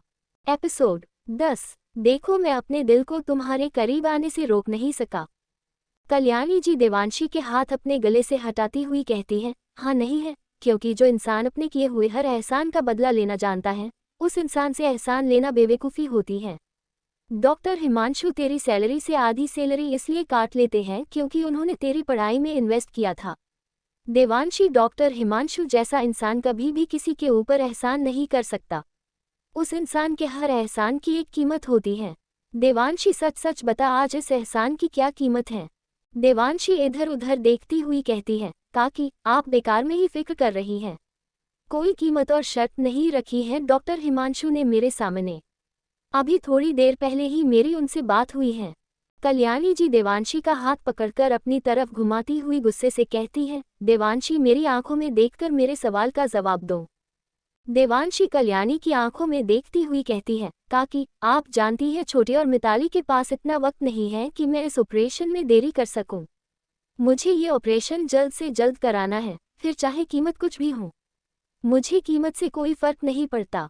अब आगे कल्याणी जी गुस्से से कहती है, तुझे नहीं पड़ता लेकिन मुझे पड़ता है। तू पहले ही इस अनाथ आश्रम के लिए बहुत कुछ कर चुकी है। डॉक्टर हिमांशु तेरा इस्तेमाल कर रहे हैं अपने फायदे के लिए। वो तुझे काकी प्लीज, बच्चे मेरा इंतजार कर रहे हैं, मुझे जाने दीजिए। कभी कभी कुछ मसले हमें शिव जी पर छोड़ देने चाहिए। वक्त से पहले और नसीब से ज्यादा कभी किसी को कुछ नहीं मिलता। मौत भी नहीं और कर्मों का फल भी नहीं। वक्त शाम के 5 बजे।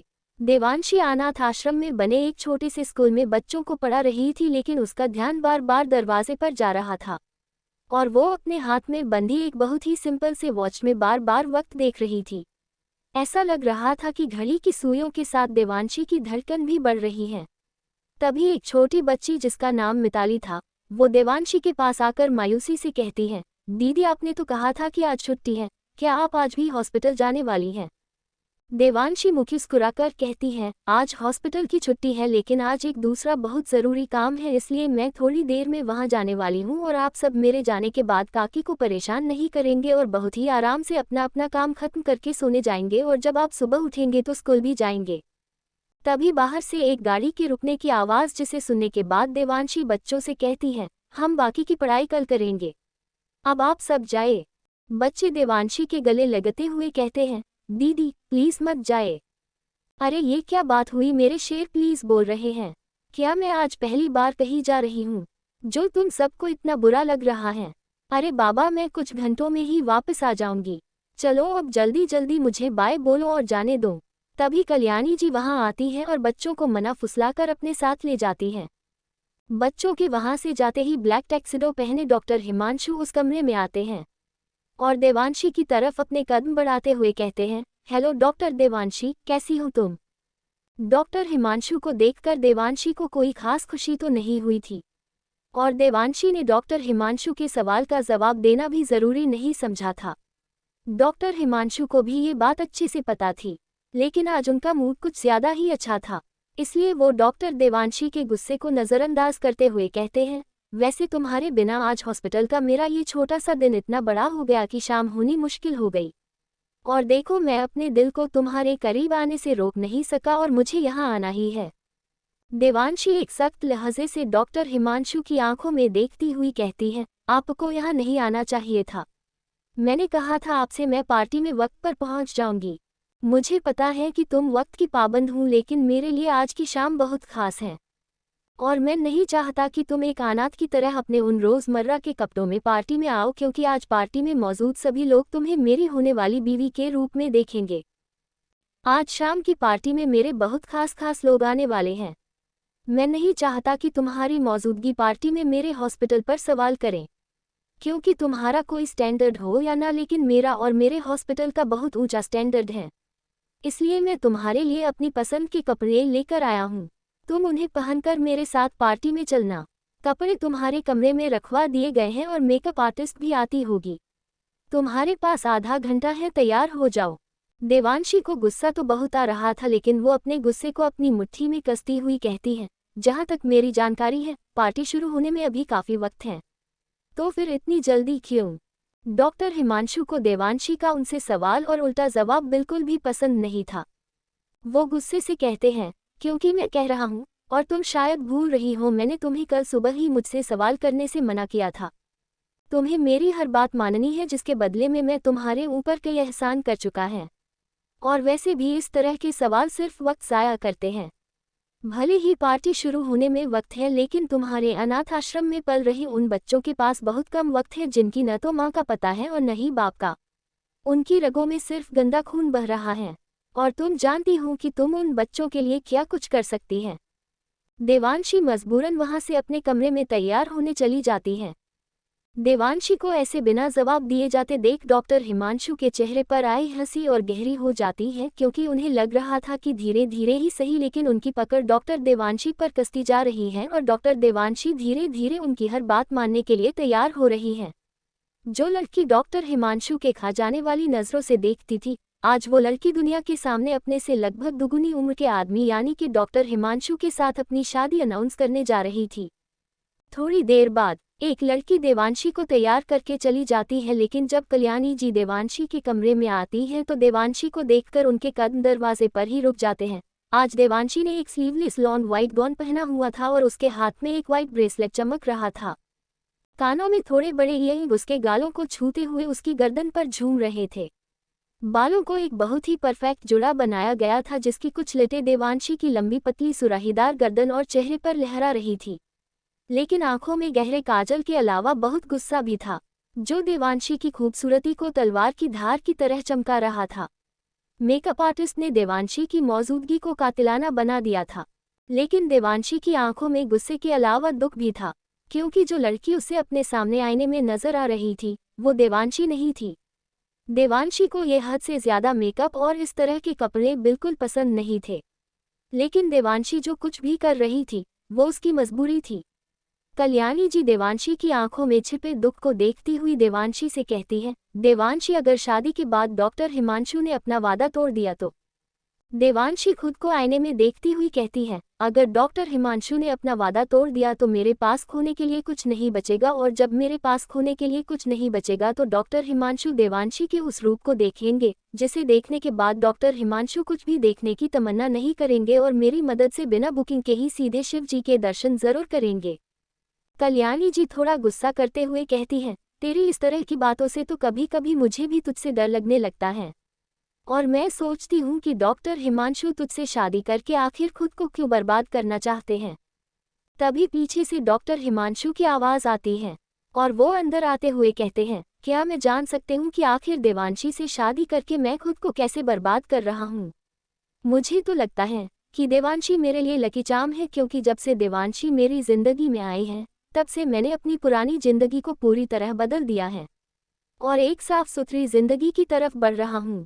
कल्याणी जी इससे पहले कुछ जवाब देती, देवांशी डॉक्टर हिमांशु की आंखों में आंखें डालकर कहती है, मुझे लगता है अब हमें चलना चाहिए।